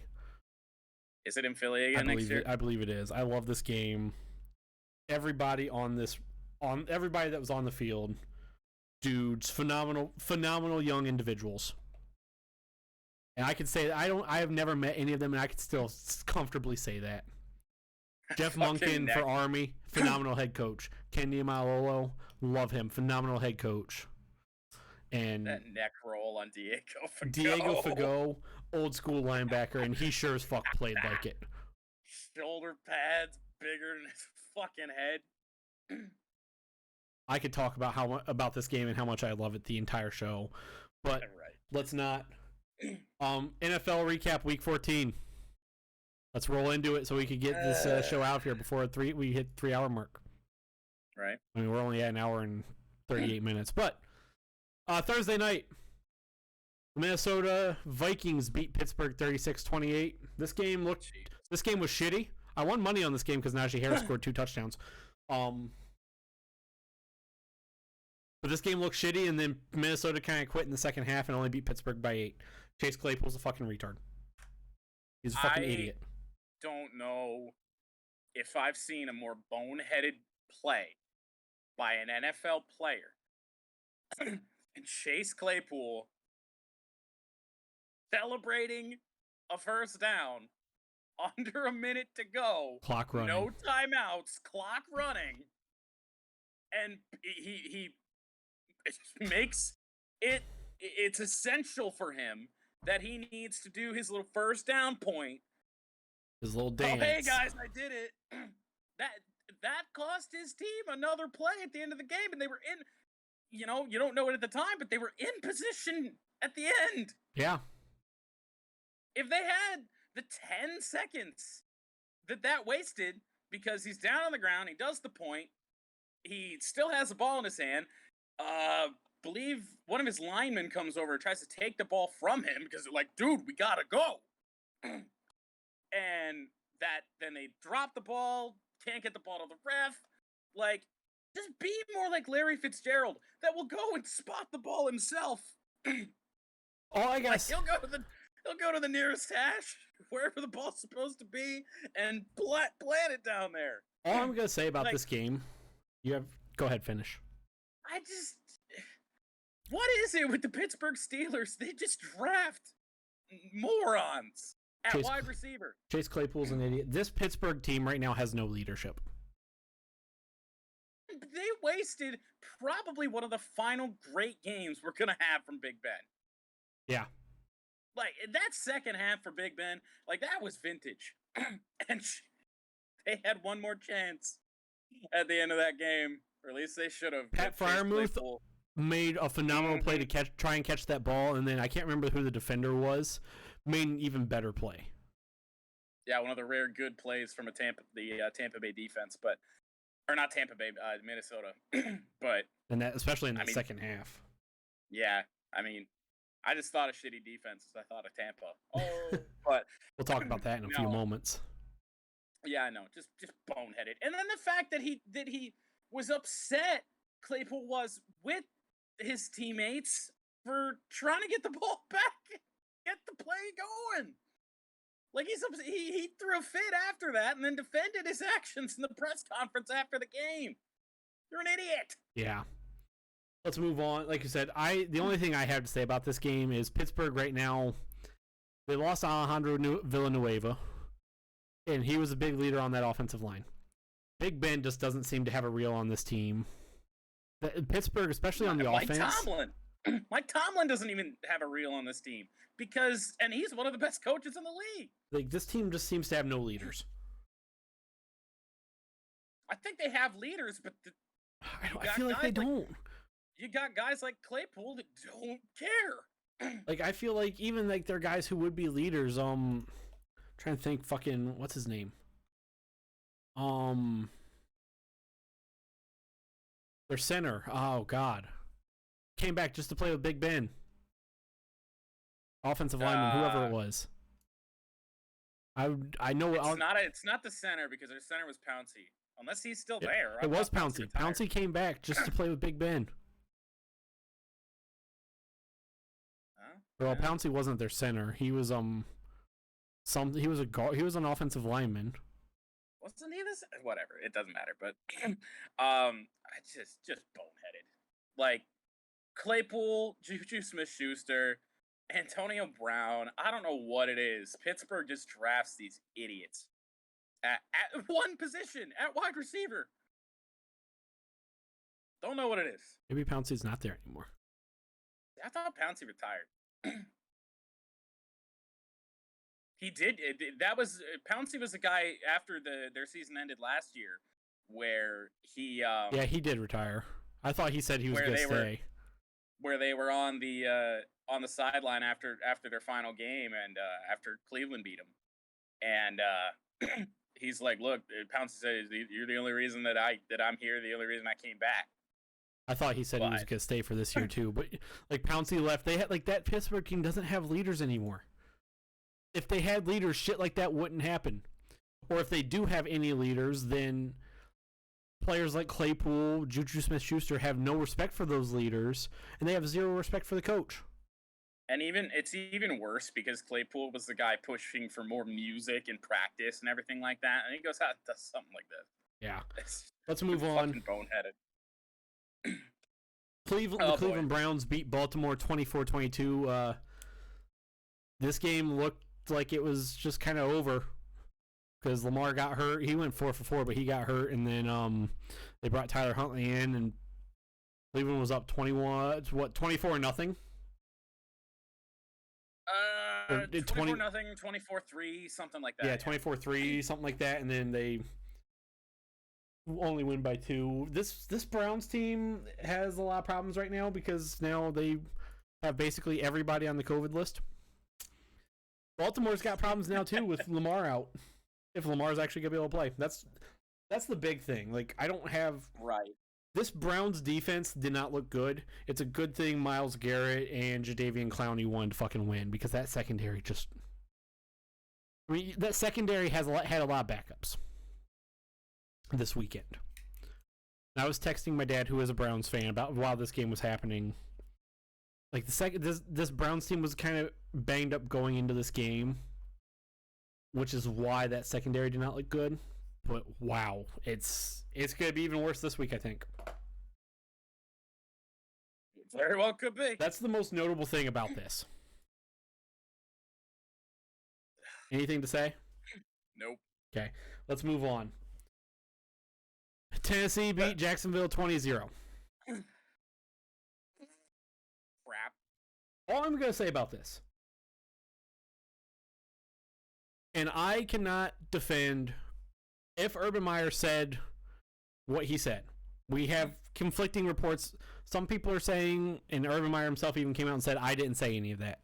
And then there's the people that are saying, well, this was leaked from somebody. And first off, to all I thought he came out and acknowledged they said parts of what was reported. Yes, he's like the challenging his coach's resumes and saying that he's a winner. He's come out and said some of it, but not all of it. First off, I am going to throw this out there to all of the people that are upset saying that Urban Meyer's, if he finds out whoever is leaking shit to the media, and Urban Meyer said he's going to fire them, to the people upset about that, any NFL team would do that. NFL team. Oh no. NFL team. Well, I don't think they would necessarily say it directly to the media in a press conference. Like, he can say what.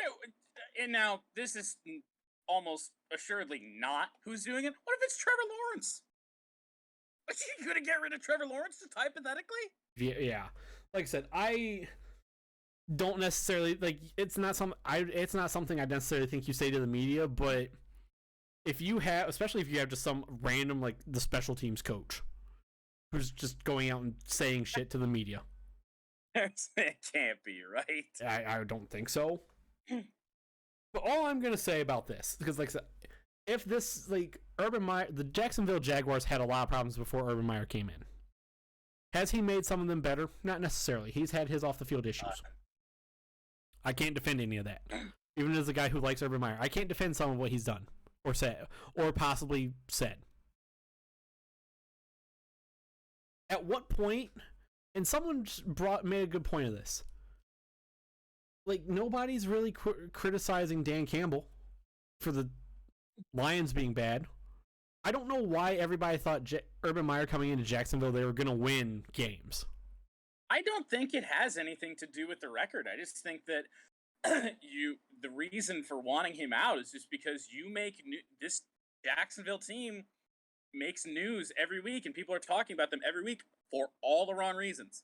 And there's no reports or leaks that come out that Dan Campbell's lost the team or that they don't want to play for him or that he's, his style is just not like the guys on the Lions right now. They play for Dan Campbell. Like they love their coach. Like after he gets that first win, you can see it. And I don't think there's anything fake about it. Michael Brockers hands him the ball. He says, "Hey, this game ball is for coach," and that whole locker room explodes. I will agree. I don't think that happened. Or they got their first win. Jacksonville did early in the season, so it's hard to compare. But like, I really don't think the controversy and the talk of firing Urban Meyer has anything to do with the team's success because nobody expected them to be good. There was a lot of people that thought this team was going to be better than they were. I mean, because I get it, I guess, a little bit, because you would assume that Trevor Lawrence would come in and be good, but he's not even been the best rookie quarterback. He's been the worst, so, other than maybe Zach Wilson. I would still put Zach Wilson worse. Since their game against the Seahawks, this is including that game against the Seahawks, Trevor Lawrence has thrown two touchdowns, one of those which came against Seattle, and 6 interceptions. Like, at what point... And again, I've said it. I've just said it. I can't defend Urban Meyer on the off-the-field issues. At what point are we just going to look and be like, this team fucking sucks? And Shad Khan's even said, well, we're not going to... Right now, I don't think we're going to fire him. Yeah, you got to pay him $1 million. Not more than $1 million. You got to pay him a lot of fucking money to get rid of him. Even Shad Khan's like, why? Like, I don't think we're gonna fire him right now because this team's just not good. Really, and it's like I said, you can't defend everything Urban Meyer has said or done off the field issues, but at what point are we gonna sit and say, yeah, this team just sucks? But see, it's just not the problem. Like, the football stuff isn't the problem. The off the field stuff is the only thing that gets talked about. Oh yeah, because it's Urban Meyer. Like, people aren't gonna talk about fucking Robert Saleh because he doesn't bring anything. They might. I mean, what's Urban bringing right now? Well, everyone's gonna pay more attention to Urban. Like, 100% everyone is, because he's the biggest name hire that we have of all the first year head coaches. You know, it's just like this whole season has just been a meme for them. Like, and especially like, you know, all the stuff that came out within the last week. And then you got that shot of when he was working for Fox, like three things that, you know, are signs of a struggling team and blah, blah, blah. Three things you can't have. And they have them all in Jacksonville. Well, they had them before Urban got there, and it has gotten worse. They've gotten worse. Actually, I don't even know if it's necessarily if it's gotten worse. It's gotten more reported. Definitely. Let's move on, though. I do think at some point, like, this team's fucking terrible. Like, yeah. Kansas City, speaking of terrible teams, they beat the Raiders 48-9. The Raiders suck. Raiders doing their typical late season Raiders thing. I don't know what all the logo stuff was about. That was weird. It happened. Certainly.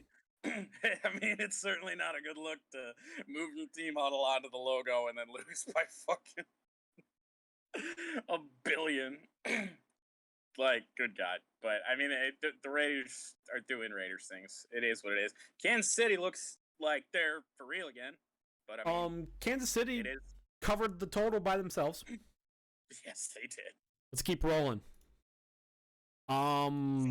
New Orleans beat the New York Jets 30-9. This game just existed. Sure did. I kind of forgot it was happening. Yeah, so did I. The Dallas Stars. Wow. No. Dallas Cowboys. Sort of. I mean, they got a star on the logo, you know. Brain. I almost said Dallas Texans at first. I mean, that was a team. My brain just fucking stopped. Was a team back in the day. The Dallas Cowboys beat the Washington football team 27-20. Washington almost made this a game. Yeah, they almost came back. Dallas kind of just fart noised away the second half. Still like the football team. Maybe kind of sneak in, get a wild card spot, but yeah, that's really it. Who knows? Moving on. Atlanta beat Carolina 29-21. This kind of expected. It was always Atlanta.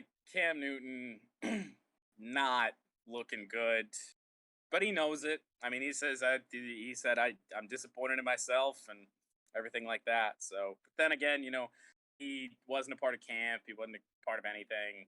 You know, he's come in here with this team in the last couple of weeks. I don't know if anybody expected them to be phenomenal, but yeah. I mean, they're getting the same results they would have with Darnold. To be honest. Yeah.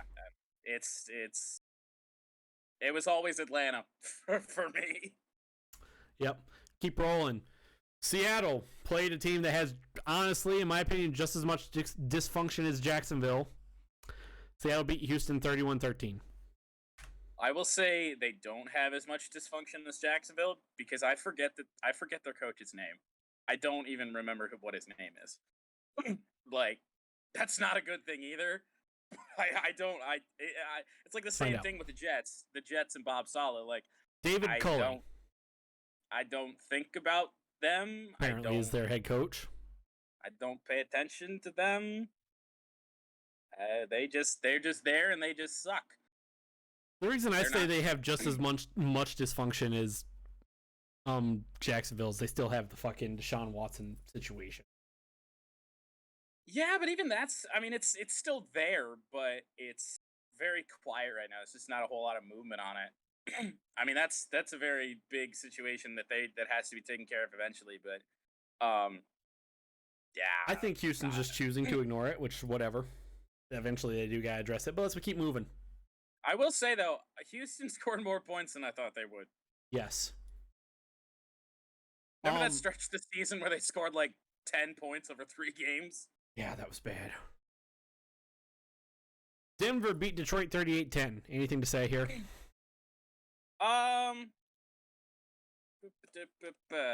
Second. Okay. Not a lot. This result was completely expected. I mean, the Lions are already terrible as is.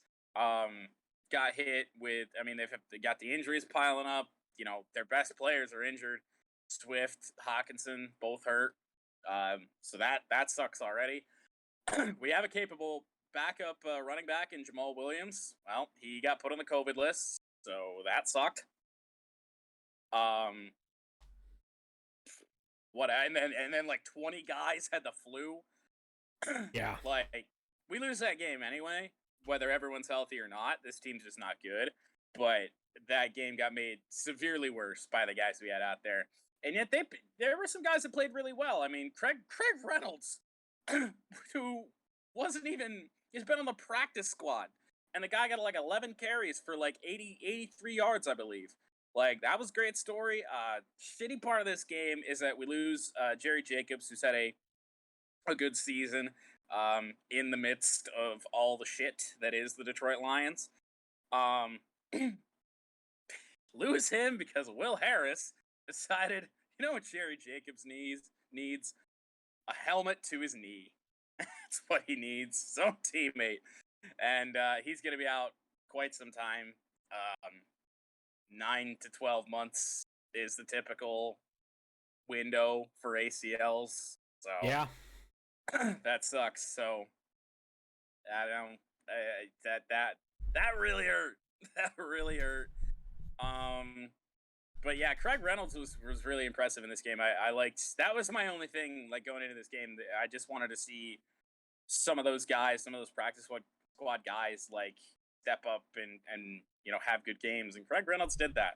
So I will gladly take that. But that's all I got for that. Okay, moving on. The LA Chargers beat the New York Giants 37-21. That's it.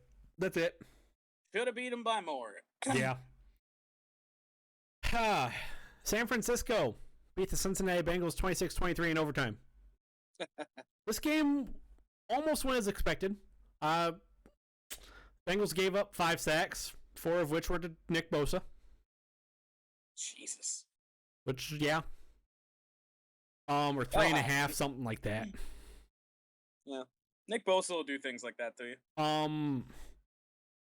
I did earlier in the week or last week. I did pick Cincinnati to win. The Bengals got out to a big deficit. Mm-hmm. Zach Taylor just does not seem to be it. And my biggest thing going into overtime there. Yeah, in halftime the Bengals were down 17-6 going into halftime. Going into the fourth quarter they were down 20-6.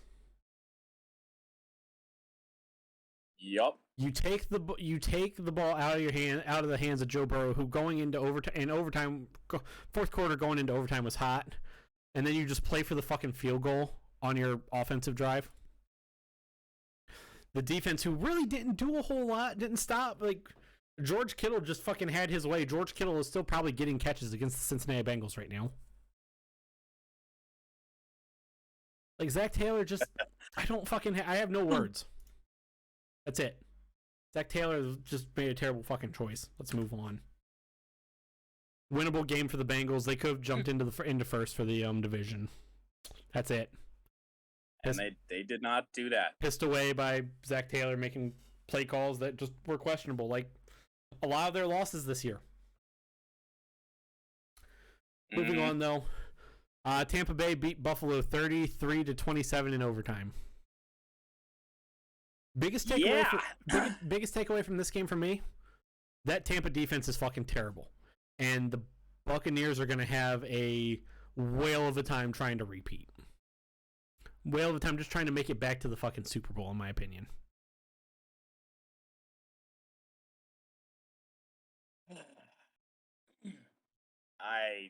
I don't know what Tampa's got to do. That defense is terrible. They just have to outscore people if they want a shot at repeating for the Super Bowl. They give up. That really is what it is. 24 points in the second half. Something like that. Yeah.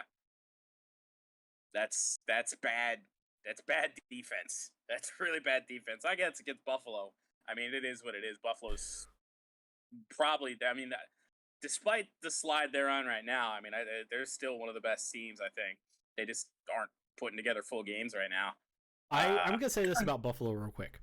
There are Buffalo Bills fans, members of Bills Mafia, calling for Josh Allen to at least be benched for a game. What? Why? Just to see not Carson Wentz, Mitch Trubisky? To see Mitch Trubisky. I don't know why. What? I don't know if they think just having Josh Allen get sat, just to have a mental reset maybe. Because that first half against Tampa, he played terrible. I mean, that first half against Tampa, the Bills in general played bad. Mitch Trubisky, Bills fans. Yeah. You guys I've seen some Bills fans just saying that Allen needs to sit. There are some teams, I'm just going to go on a side note. Do you have anything else to say about this game? Not really. I'm going to go on a side note here. There are a handful of teams that do need a bye week in a bad way right now. Obviously, there are no more bye weeks. The Bills are one of them just because they need to have a fucking reset. Oh, yeah. They don't need it because of health issues. Like the Browns need one because of health issues. The Bills just need a fucking reset. Right. And then there are teams like Jacksonville and Houston that just need to get out of this fucking season. Same thing with Detroit. Detroit are not in the same reason. Those two teams need to get out. Jacksonville needs to get out just to get everyone away from that facility for a little bit. Detroit needs to just get out of the season so they can move on. But like, get to the draft, please. The Bills need to get out of this. Need a bye week in a bad way just to get out of this. Just to have a reset. Let's move on. Green Bay played Chicago. Green Bay beat Chicago 45-30. The score is not entirely indicative of the game. Chicago played a very good first half. Yeah, they did. And then Aaron Rodgers just kind of... I don't remember who it was. Somebody mocked the belt on the Bears defense. Yep. Somebody mocked the discount double check. Don't do it. It never works out well. Just please don't. When has that ever worked out well for anybody? I don't think it's worked out for anyone. I don't think so. Aaron Rodgers threw 4 touchdowns, 341 yards. Justin Fields played solid. He had one interception that went off of the hands of a receiver that did get returned for a touchdown.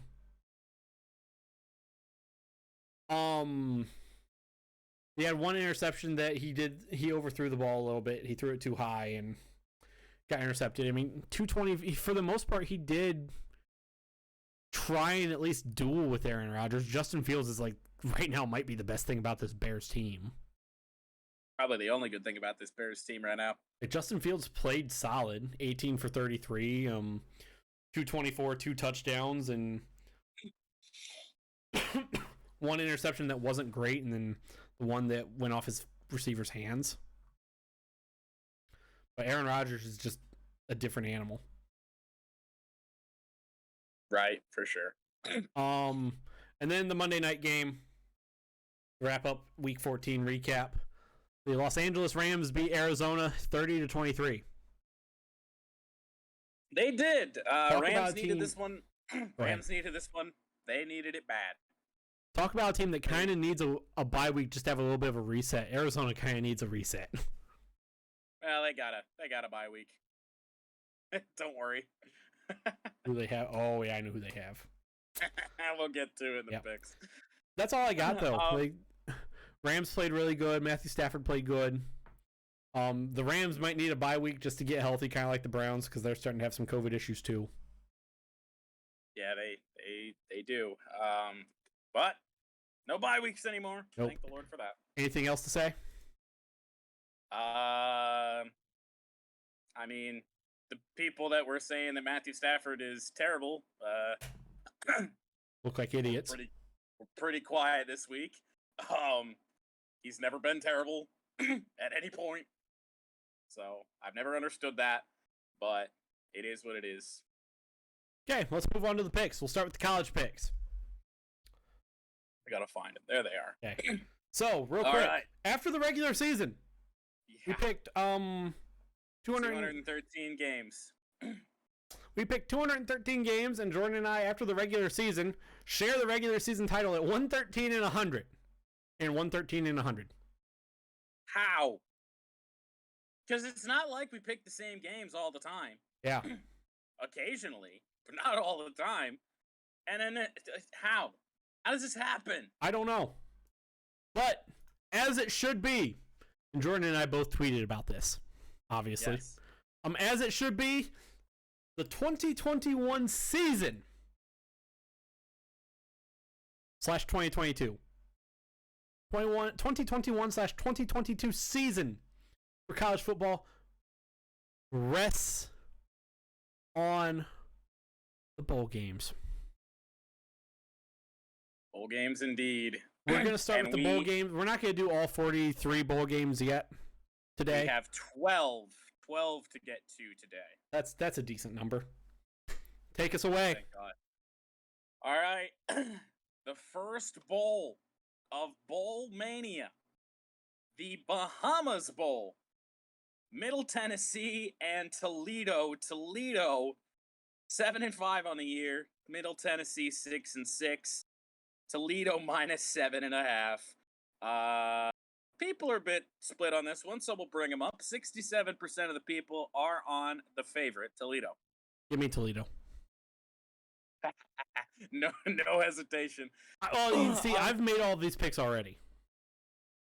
I've only made the ones of the games that we got to, that we have this week. Oh, well, that explains Okay. why it took me 2 hours to do all of these. Yeah, you did those on stream too? Yeah. Good Lord. No, I did, I have only done the first 12. I have Toledo as well. I have no reason to pick Middle Tennessee. Yep. I mean, they were involved in one of the worst bad beats I've ever seen. So, The Conference USA, my biggest reason in Conference USA is a little bit worse than the MAC, in my opinion. I would imagine so. Let's keep rolling. We have the Cure Bowl. The NIU Huskies, Northern Illinois, +8.5, facing one of our former wagons, Coastal Carolina. Coastal -8.5. The people are dead split pretty much on this one. 2% on Northern Illinois. Give me Coastal. Ooh. Really? Going back to Coastal. See, they let me down too much, and I'm probably gonna regret this. Taking fucking NIU. I have a feeling that's gonna be a bad one, but I'm going for it. So it's, these bowl games are wild. The Boca Raton Bowl, Western Kentucky, +2.5 against Appalachian State, who's even more hand fart. The matchups of these bowl games are just so awful, but we gotta pick them. We got 44 bowl games between now and when the season's over, so gotta do it. Who do you got?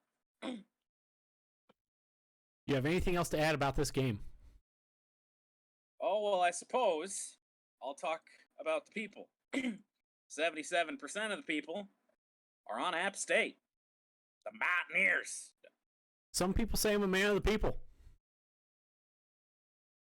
They're wrong on this one. I am going the Western Kentucky Hilltoppers. Oh. Bailey Zappi is Really? good. He lights the world on fire. Going App State. I You're can't going App believe I'm State? doing it. I'm doing it. I don't really know why, other than I it's weird that I have more faith in App State than Western Kentucky. I mean, that's fair. But for whatever reason, I do. The Celebration Bowl. This appears to be Division 1A. much. South Carolina State is plus 11.5 against Jackson State. Of course, they're in the news today with Deion Sanders flipping the number 1 recruit in the country. Jackson State minus 11.5. Give me Deion Sanders. Mm-hmm. Give me Coach Prime. Give me Coach Prime. Give me Jackson State. That's probably the easiest pick I made out of all these. Fuck yeah, it was. The New Mexico Bowl. The PUBG Features. Mobile New Mexico Bowl. Oh, see, I don't have sponsors here. I just have the name, the not corporate American name of these Well, things. I pulled this up for just a second, just to look at some stats. So the New Mexico Bowl features UTEP and Fresno State. UTEP getting 14.5. Battle of 9-3 Fresno State, 7-5 UTEP. People, 55% are on UTEP. So, I'm probably going to regret this. Uh-oh. Every time I've picked Fresno State, or picked against Fresno State, they've kicked me in the dick. You're doing it again? I am not picking the University of Texas El Paso. I am picking Fresno State. I am taking those points. 14.5 points in a bowl game. That's fair. I'm taking them. It's one I might regret. Might cost me the championship overall in the picks, but gotta do it. The Independence Bowl. And trust me when I say this, these bowl game names get really funny here in a little bit. The Independence Bowl, UAB plus 8.5 against BYU.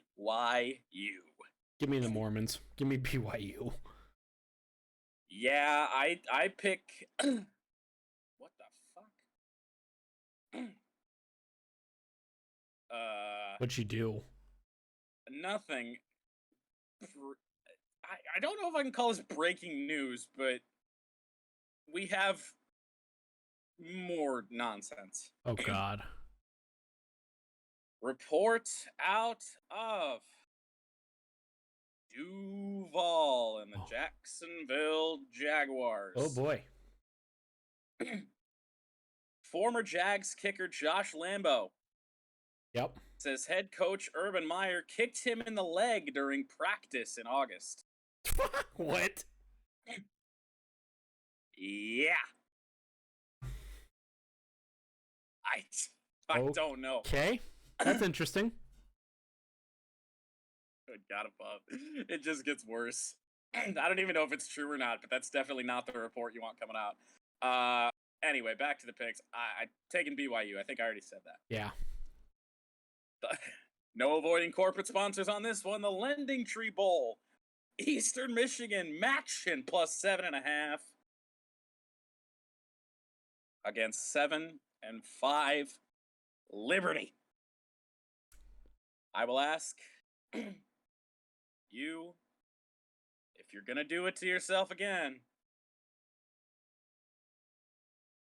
51% of the people are on Liberty, might I add. For the final time of 2021, give me liberty or give me death. I really want to take Eastern, but I feel like I can't, you know? Like, this is almost asking for a backdoor cover right in your eye hole. Right. But I'm going to take Liberty. I don't know if I've taken Eastern Michigan in a bowl game ever. Speaking of another game that screams backdoor cover, I cannot believe this is a real bowl game. The Jimmy Kimmel LA Bowl. Laughing at this bowl is probably partially what took 2 hours for me to do all these picks. This bowl game is... I mean, there are some stupid ones that we're going to get through, you know, in future episodes as well, but this one is just ridiculous. Utah State, 10-3 on the year. They're plus 7.5. 76% of the people are on them against the Oregon State. What are they? The Beavers? Yep. Give me Utah State. Oh, wow. You're going with the people. I'm not. I don't know why.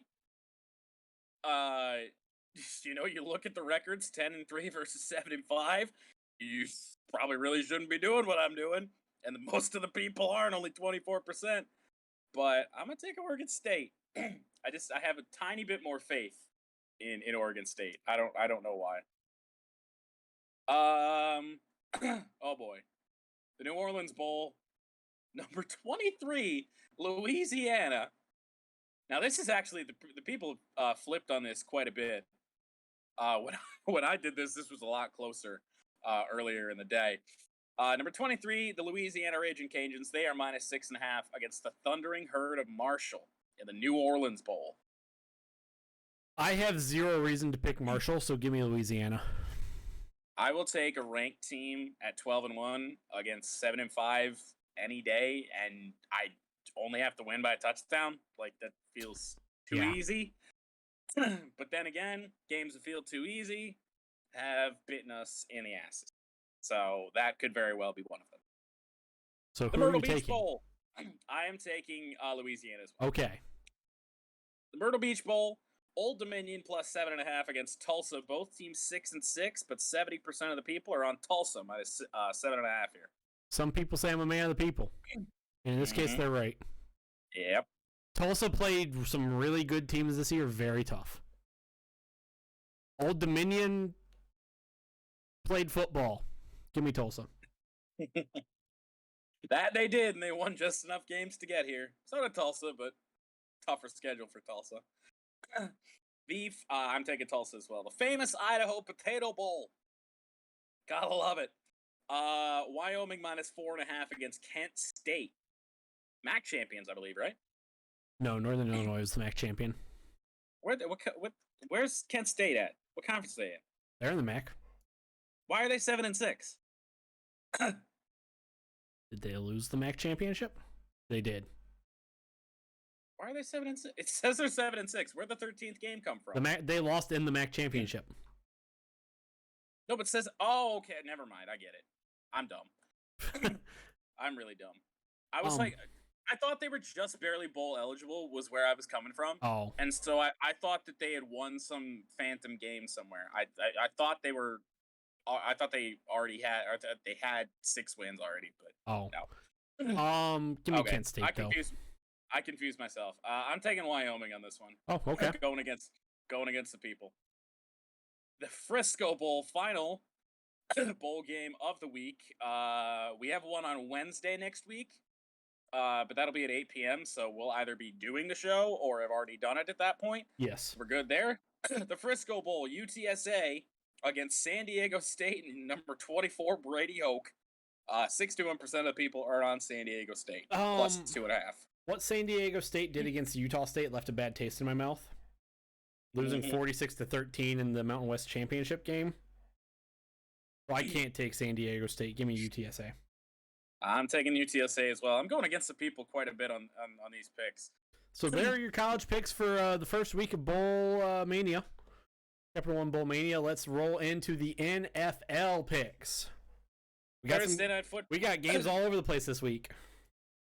Yes, we do. Breakdown of the records, please. Yes, I was trying to get the picks up.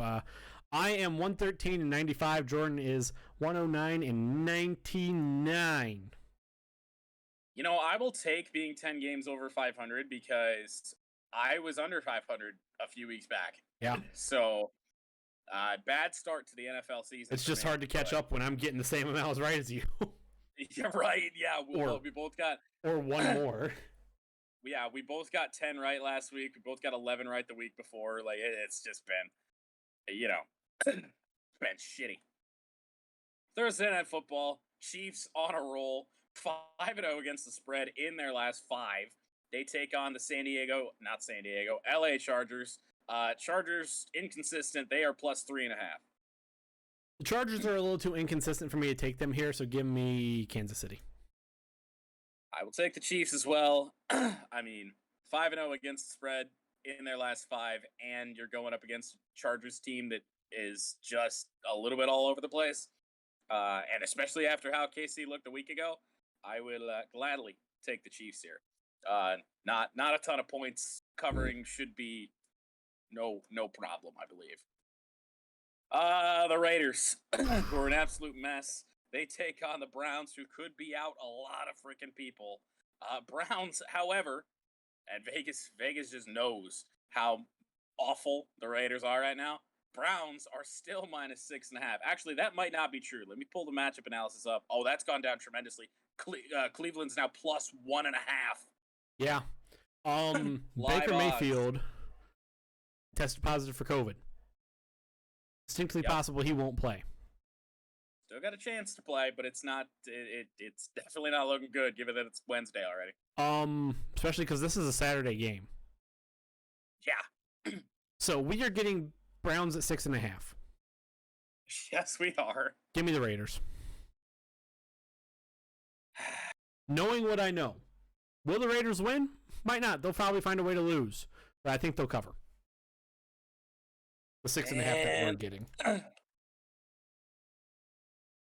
You know, I think the Raiders are still just too big of a mess. And reminder, I do believe the Browns won a game this year with no Baker Mayfield. They got a lot bigger problems now, but I mean, they beat Denver that year for that game. And a not very good game that the Broncos did cover. They did. Man, I'm gonna regret doing this. I'm taking the Browns -6. Ooh, okay. You know, I should put a bet on that. I wonder what the alternate spread odds would be right now for Browns -6.5. That's a good question. Let's roll on though. We'll get there and backdoor cover on Friday. Big game. One of the second Saturday game. Patriots, one of the best teams in the NFL as of late, facing a red-hot Indianapolis Colts team. Believe it or not, the Colts are -2.5 here. As many people know, I love me some Jonathan Taylor lately. Yeah, I didn't love him so much when he was playing in the Big Ten. I did not either. I loved him. I knew he was a great player, but he hurt us too much. I also love me some Matthew Judon, outside linebacker for the Patriots. So, this is not our only coin flip game of the week. This is not even our smallest spread of the week. We do have 2 1.5s later down the picks. But this, in my opinion, was the hardest game to pick this week. Yeah, I still don't. There is no right answer. So I went on my stream earlier while I was making these picks to a wheel. Oh no! And the wheel gave me New England. So I'm going with New England. Just like I feel like there is no right answer here, so I'm going with New England. The wheel. There is definitely not a right answer. I'm glad I made this pick already.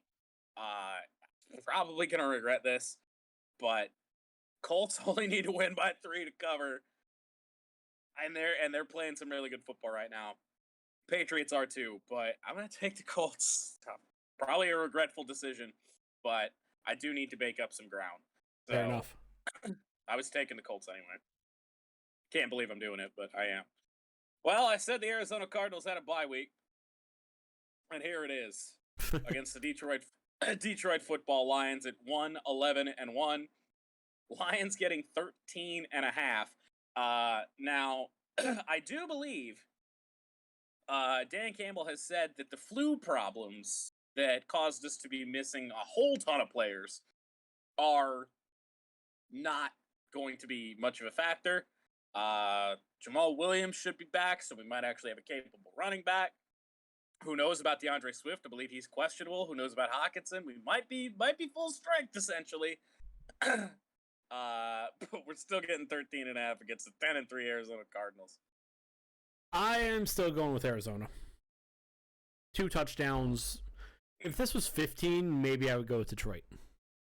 But 2 touchdowns, I could see Arizona win by 14. So I could too. but I've loved taking the Lions and all these points this year. I mean, the Lions more so than like the Jets or the Texans or whatever, because I know the Lions are at least going to go out there and like give it a shot. And sometimes that's all you need. Yeah, that's true. Good teams win. Good teams win. Great teams cover. That doesn't apply to the Detroit Lions, but I'll still take them. The Carolina Panthers, they're a mess. They're on the road to take on the Bills. Bills need to bounce back in the worst way. They're on a bit of a slide right now. It's 7-6. 10.5 is what the Panthers are getting here. Give me Buffalo. The Panthers might start two different quarterbacks. Might play two different quarterbacks. Who knows what's going to happen? No Christian McCaffrey. Give me Buffalo. Yeah, I mean, 10.5, again, this is one of the ones you're asking for a backdoor cover, but I will take the Bills. Like, Bills could score 40 on Carolina, and I don't have any faith in the Panthers to score much of anything. So, yeah. Buffalo's an easy pick for me. NFC East battle. Cowboys, best team in that division. They take on the Giants, who are probably the worst. Giants getting 10.5 at home. 63% of the people are on the Dallas Cowboys. Give me the Dallas Cowboys. Like, not much to say. Give me Dallas. Not really. And Daniel Jones is banged up. Who knows if he's going to play. Is he showing up on the injury report right now? I don't know. Yep. Yeah, he is. Questionable. He is? Okay. Yep. So that just reaffirms my decision even more. Dallas. Well, we haven't had a true shit bowl in quite some time. This is a goddamn shit bowl. The 2-11 Houston Texans travel to Duval to take on the Jacksonville Jaguars. Jaguars, unbelievably, -3.5. First off, these are the two most dysfunctional teams in the NFL. Like, yep, have more wins than Detroit, but we're not. Somehow they're worse. Yeah. Secondly, if you have $19.04 and you are in the Jacksonville area on Sunday, save that $19.04 because this game's gonna be terrible. I mean, I don't know. Now that we know that Urban Meyer could potentially be kicking people, I mean, we could be in for a treat. Now, this is a game neither of these teams really want to win. Not really. But I think somebody's gotta. Someone has to. Because I don't think these two teams tie. That would be so fitting, but I don't think it happens. I don't think it happens. I think because Urban Meyer and Trevor Lawrence have some pride in themselves, Jacksonville's going to win this game, so I'm going with Jacksonville. Well, it feels like every game for Jacksonville is a controversy game. Just because you got stupid stories coming out of that team every single week. You bet against the controversy. I am going Texans just because they're bad, but I don't hear anything from them. And the people are with me as well. 62% of the people are on the Texans. What early in the season would have been a shit bowl, but the Dolphins have kind of won some games now. They're 6-7 on the year. At home, -8.5 against the goddamn Jets. Give me Miami.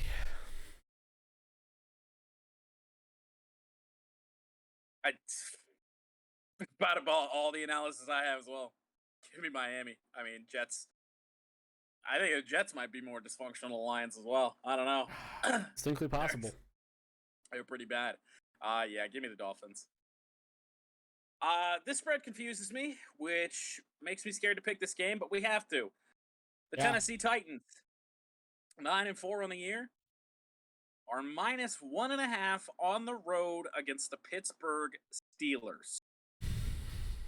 Wow. I can't pick Pittsburgh. Team, as I said earlier, this team has no real leadership. A lot of these players just don't seem to have any respect for anybody, their team. Give me Tennessee. This is a team that we don't hear a lot out of Pittsburgh in terms of dysfunction, but just what you see on the field right now seems to be dysfunctional. Right, like, you know, you don't have a Jacksonville situation going on, but where there's shit Like- coming out every week, but just everything seems like these a lot of these players just don't seem like they want to be there for Pittsburgh.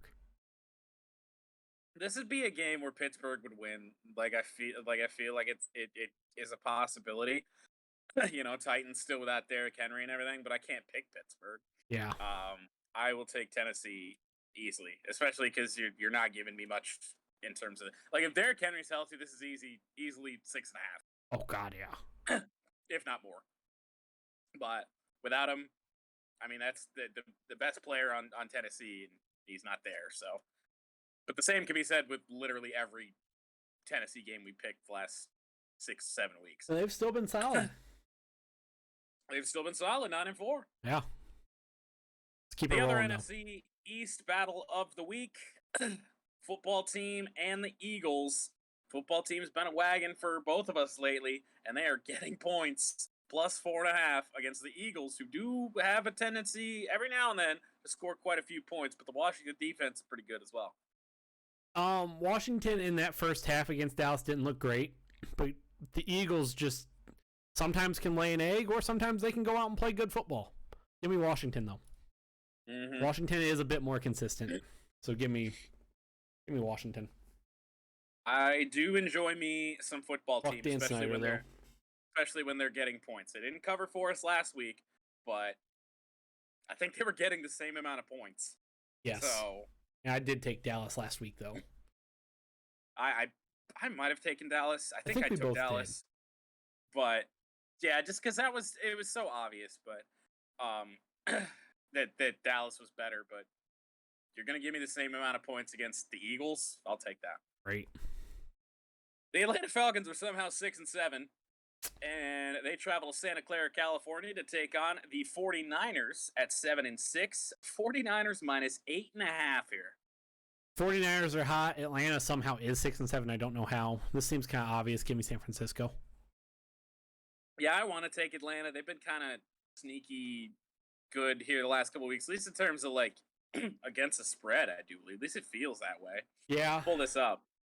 Not really. They're 2-3 against their spread in the last 5. Ugh. It feels different. San Francisco 4-1 against the spread the last 5. I'll take the Niners. Here we go. Cincinnati Bengals at 7-6. They travel to Mile High to take on the Broncos. 1.5's all the Bengals are getting here. But yet 64% of the people are on the Bengals. I think the Bengals are a better team than Denver. I think so. So give me the Bengals. That's it. I did not expect you to do that. Zach Taylor looks like we get in the Bengals get in these close games, or they get in some of these kind of just stupid games, and then Zach Taylor fucks up. He pulls an old school Jim Harbaugh, for lack of a better term. Where he just does something dumb, or James Franklin, even better term. He pulls a James Franklin and does something stupid. But the Bengals are just a better team than the Broncos. Give me the Bengals here. Really did not expect that, but I'm on the Bengals as well. Oh boy. We get into the 425s, the 425 games. Packers at the Ravens. Ravens getting 4.5. Who knows what's going to happen with Lamar Jackson? The spread has gone up. The live spread's 5.5. Aaron Rodgers is somehow listed as questionable as well. Because that toe, probably. With that COVID toe. He'll play.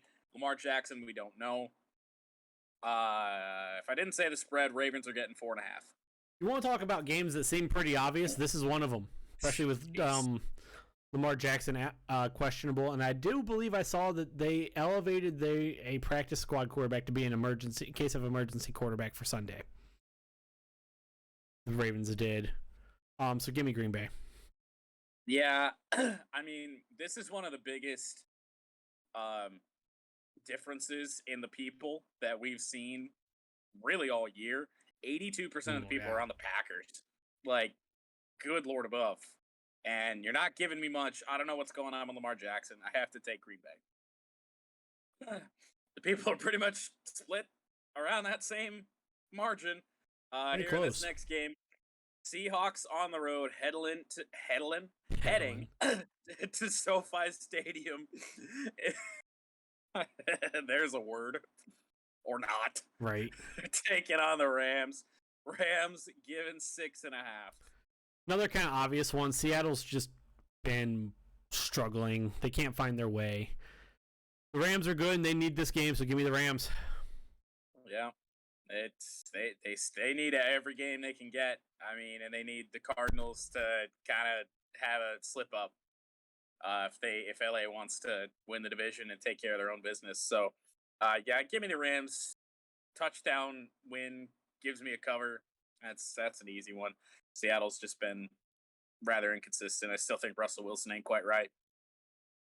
Sunday Night Football.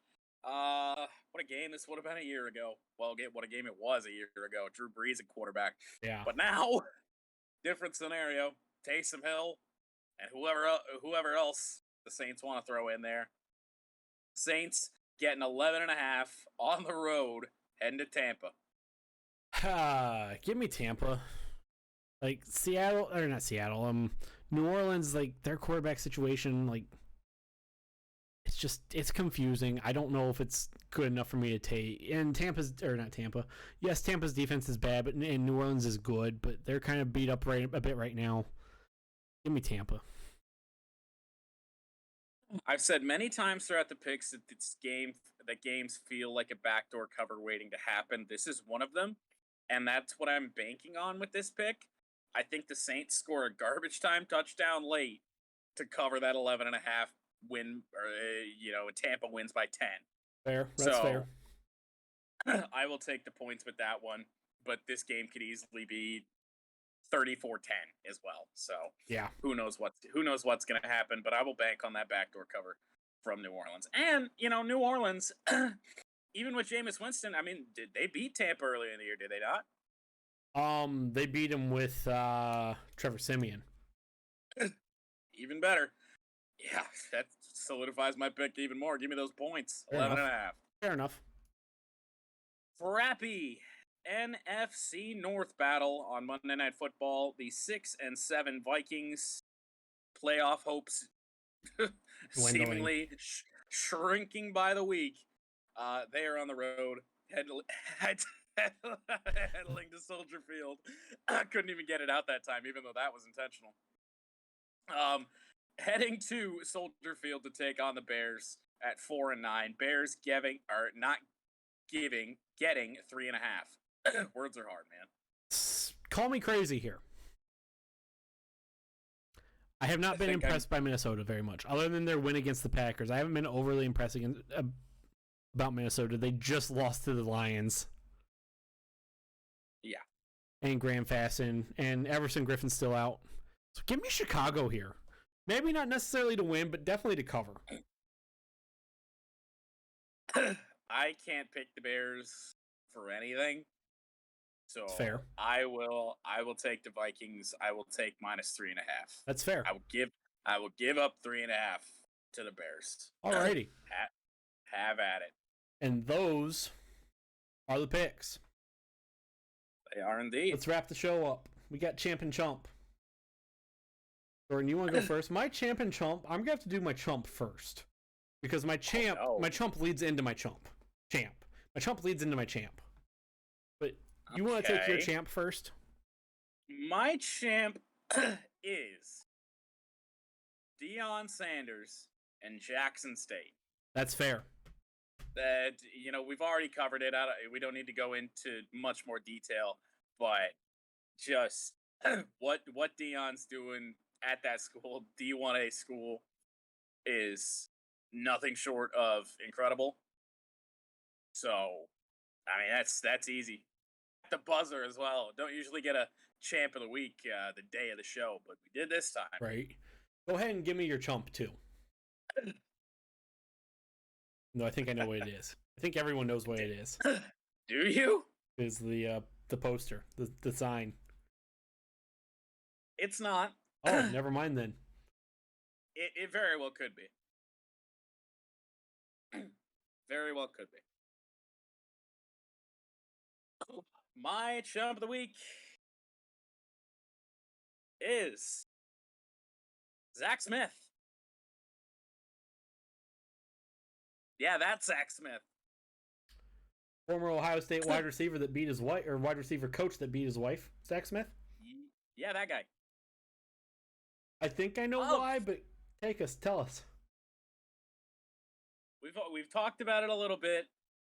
The Heisman Trophy ceremony with Desmond Howard, that stuff. Zach Smith has not been able to take Desmond Howard's name out of his mouth since. He tweets about him daily. He said something about he has the class of Joe Biden or something like that. Tweeted something like that as well. And this tweet, which just sums it up perfectly. From Zach Smith, at Coach Zach Smith on Twitter. This tweet is still somehow up. And he hasn't been a coach anymore. He's apparently running a sports podcast with somebody. He sure is. Like, nobody wants to touch him in terms of coaching with a 75-foot pole. Because, as you said, did, kind of beat his wife. Maybe not the guy who should really be talking about class, but yet here he is. Used Ohio State team facilities to cheat on his wife with a co-ed. What is it with these Ohio State guys and co-eds? God damn. And unfortunately, Urban Meyer didn't want to fire him right away because he's Urban Meyer's nephew or something weird like that. No, not nephew. He is related to Urban Meyer somehow. Good Lord above. I can't remember how, but I think he's related to him through Earl Bruce, because he's also related to former coach Earl Bruce. This was too stupid to put in Stupid People Say Stupid Things. It had to go in Chump of the Week. I think I know what you're talking about. Here it is. Desmond Howard is the worst kind of bitch.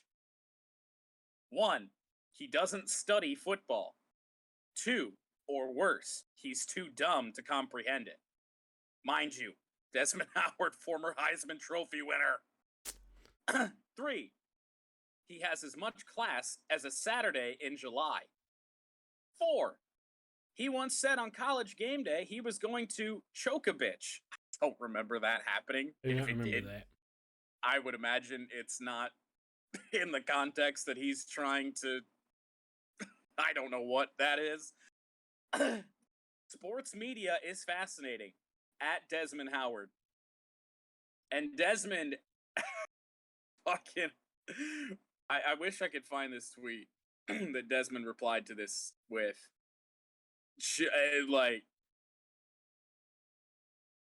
I'm gonna scroll for it, but you go ahead. I saw this and I do not believe Desmond Howard is phenomenal at his job. But at least Desmond Howard, I don't know him personally, but Desmond Howard at least seems to be a good human being. All things, all indications. I do not believe Desmond Howard is phenomenal. He's passable at his job. I don't think he's phenomenal. I feel like a lot of people would agree with me on that. Oh, Desmond retweeted, quote tweeted him and said, "I see the court-ordered anger management classes aren't working." That's, probably accurate. Yeah. And then replied with a screenshot as well. I don't know where this is from. Zach, who still spends his time online telling just about anyone that he never physically hurt his wife, and any information to the contrary is just a pile of lies cooked up by Courtney in order to ruin him. Courtney is not alone. He also spends plenty of time calling anyone he doesn't like, man or woman, a bitch. Yes. I said, boy. I do not believe Desmond Howard is phenomenal at his job. I think he does a good enough job for what ESPN needs him to do. But he's not Zach Smith. But he's not Zach Smith, who I have not listened to Zach Smith's sports podcast, nor will I ever, because I think Zach Smith is a human bag of garbage. I was going to say steaming pile of shit, but yeah. That's fair too. Yeah. That's it. On Zach Smith. I also didn't know there were people out there that were still, other than Zach Smith himself, still trying to defend Zach Smith. There's not many, but there are a few. No. Even people, even former players that played for Zach Smith are done with it. Mm-hmm. No one basically. So we're moving on. My chump of the week, because I have to start with my chump before I can talk about my champ. My chump of the week: University of Houston men's basketball coaches, who after their loss to Alabama, tore up chairs, threw chairs around the court, and were kicking over and knocking over trash cans and water/Gatorade barrels. These are coaches, not players, for University of Houston. After they lost. Well, then I definitely know who your champ is then. My champ is University of Houston player Jamal Shead, I think is how that's pronounced. I'm assuming. Probably something along those lines. Who then stopped and picked everything, cleaned up after his coaches did that, and showed the maturity of a 1-year-old. Yep. Like, that's certainly a thing. You've got to be kidding me. These coaches apparently are not, these coaches for Houston's men's basketball program apparently are not fit to lead young men who you lose and then you just start throwing, like, trashing the away team's court. I can only imagine what they did in the fucking locker room. And I don't want to. Like, gotta be fucking kidding me. Good on Jamal Shead for picking everything up and cleaning after his shitbag coaches, though. Good on you, young man. Let's move on to one for the road. Get out of here. Not a lot going on this week. My one for the road is a 2-part one for the road. Okay. We got some good we got bowl games. Not great bowl games. We just got bowl games. Yeah, there's really not any good ones yet. Got some bowl games. Those are fun. Bowl games are fun to watch. Not great, but they're I said, they're fun. That it? And secondly, my second one for the road. If you can find it, this weekend's PNC Championship Golf Tournament in Orlando, Florida. We get to watch Tiger Woods return to golf, but more importantly, we get to see Tiger play with his son, Charlie, who anytime you could go watch some of the content of Tiger and Charlie on social media, or Tiger talking about his son, and Tiger's eyes just light up. And we get to see, we've seen it a couple times where Tiger has played with Charlie Woods, his son, since he's gotten old enough to play in some of these kind of things.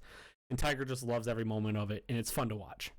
So that is my one for the road, if you can find it. Otherwise, either bowl games or the Indianapolis Colts, New England Patriots game Saturday night. Something like that. All right. So you could break it into 3 for the road, but yeah. My one for the road. Saturday, 7:30 on ABC. The Jimmy Kimmel LA Bowl. I am 100% kidding. Thank God. It is Patriots and Colts. I mean, two hot teams in the NFL right now. What is that? Is that a 4:25 game? Something. I don't know. Find out. No, I feel like it's later. No, I don't. It's not a. It's actually a new. It's a Saturday game. Yeah, that's Saturday, 8:15 Saturday. CBS says 8:20, but it is what it is. Oh, ESPN says 8:15, 8:15, 8:20, whatever. It'll probably be closer to 8:30, but yeah, I mean, two hot teams in the NFL right now. Big stuff on the line, especially for the Colts. Patriots are in a much easier, much better spot. Colts need this one. Should be some good football. Great offensive player in Jonathan Taylor. Carson Wentz has been playing well against Matthew Judon and that Bill Belichick coach team, man. Yep. Bill Belichick is a god. Give him Coach of the Year already. Yeah, agreed. But I might watch the Jimmy Kimmel LA Bowl just for the memes. Okay, that's the show, guys. That's it. Oh, never mind. I just realized that game starts an hour before Patriots Colts. Well, I might watch the first quarter. Yeah, there you go. Well, that's the show, guys. Not much to say. Fuck Dan Snyder. Another one on the books. Fuck Dan Snyder. We're 4 months of this show. Yes, sir. Been a fun 4 months. Got some time. We still got a few more months of this. Sure do. Gotta keep the outro short so we can keep this under 3 hours. We're at 2 hours and 50 minutes. Hey, not bad. Next week's show probably won't be very long either. I don't know how much we're gonna do in terms of bowl recap.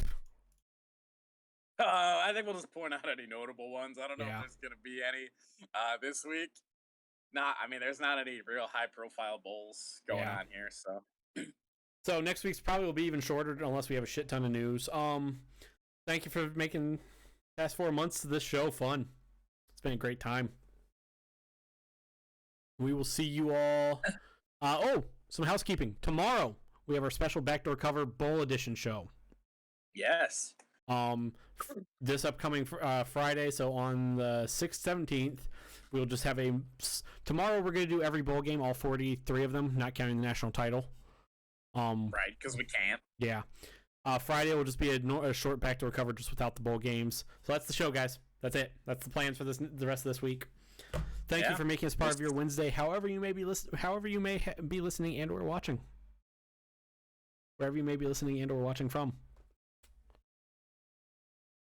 Any closing thoughts, Jordan? Abolish the FIA. And fuck Dan Snyder.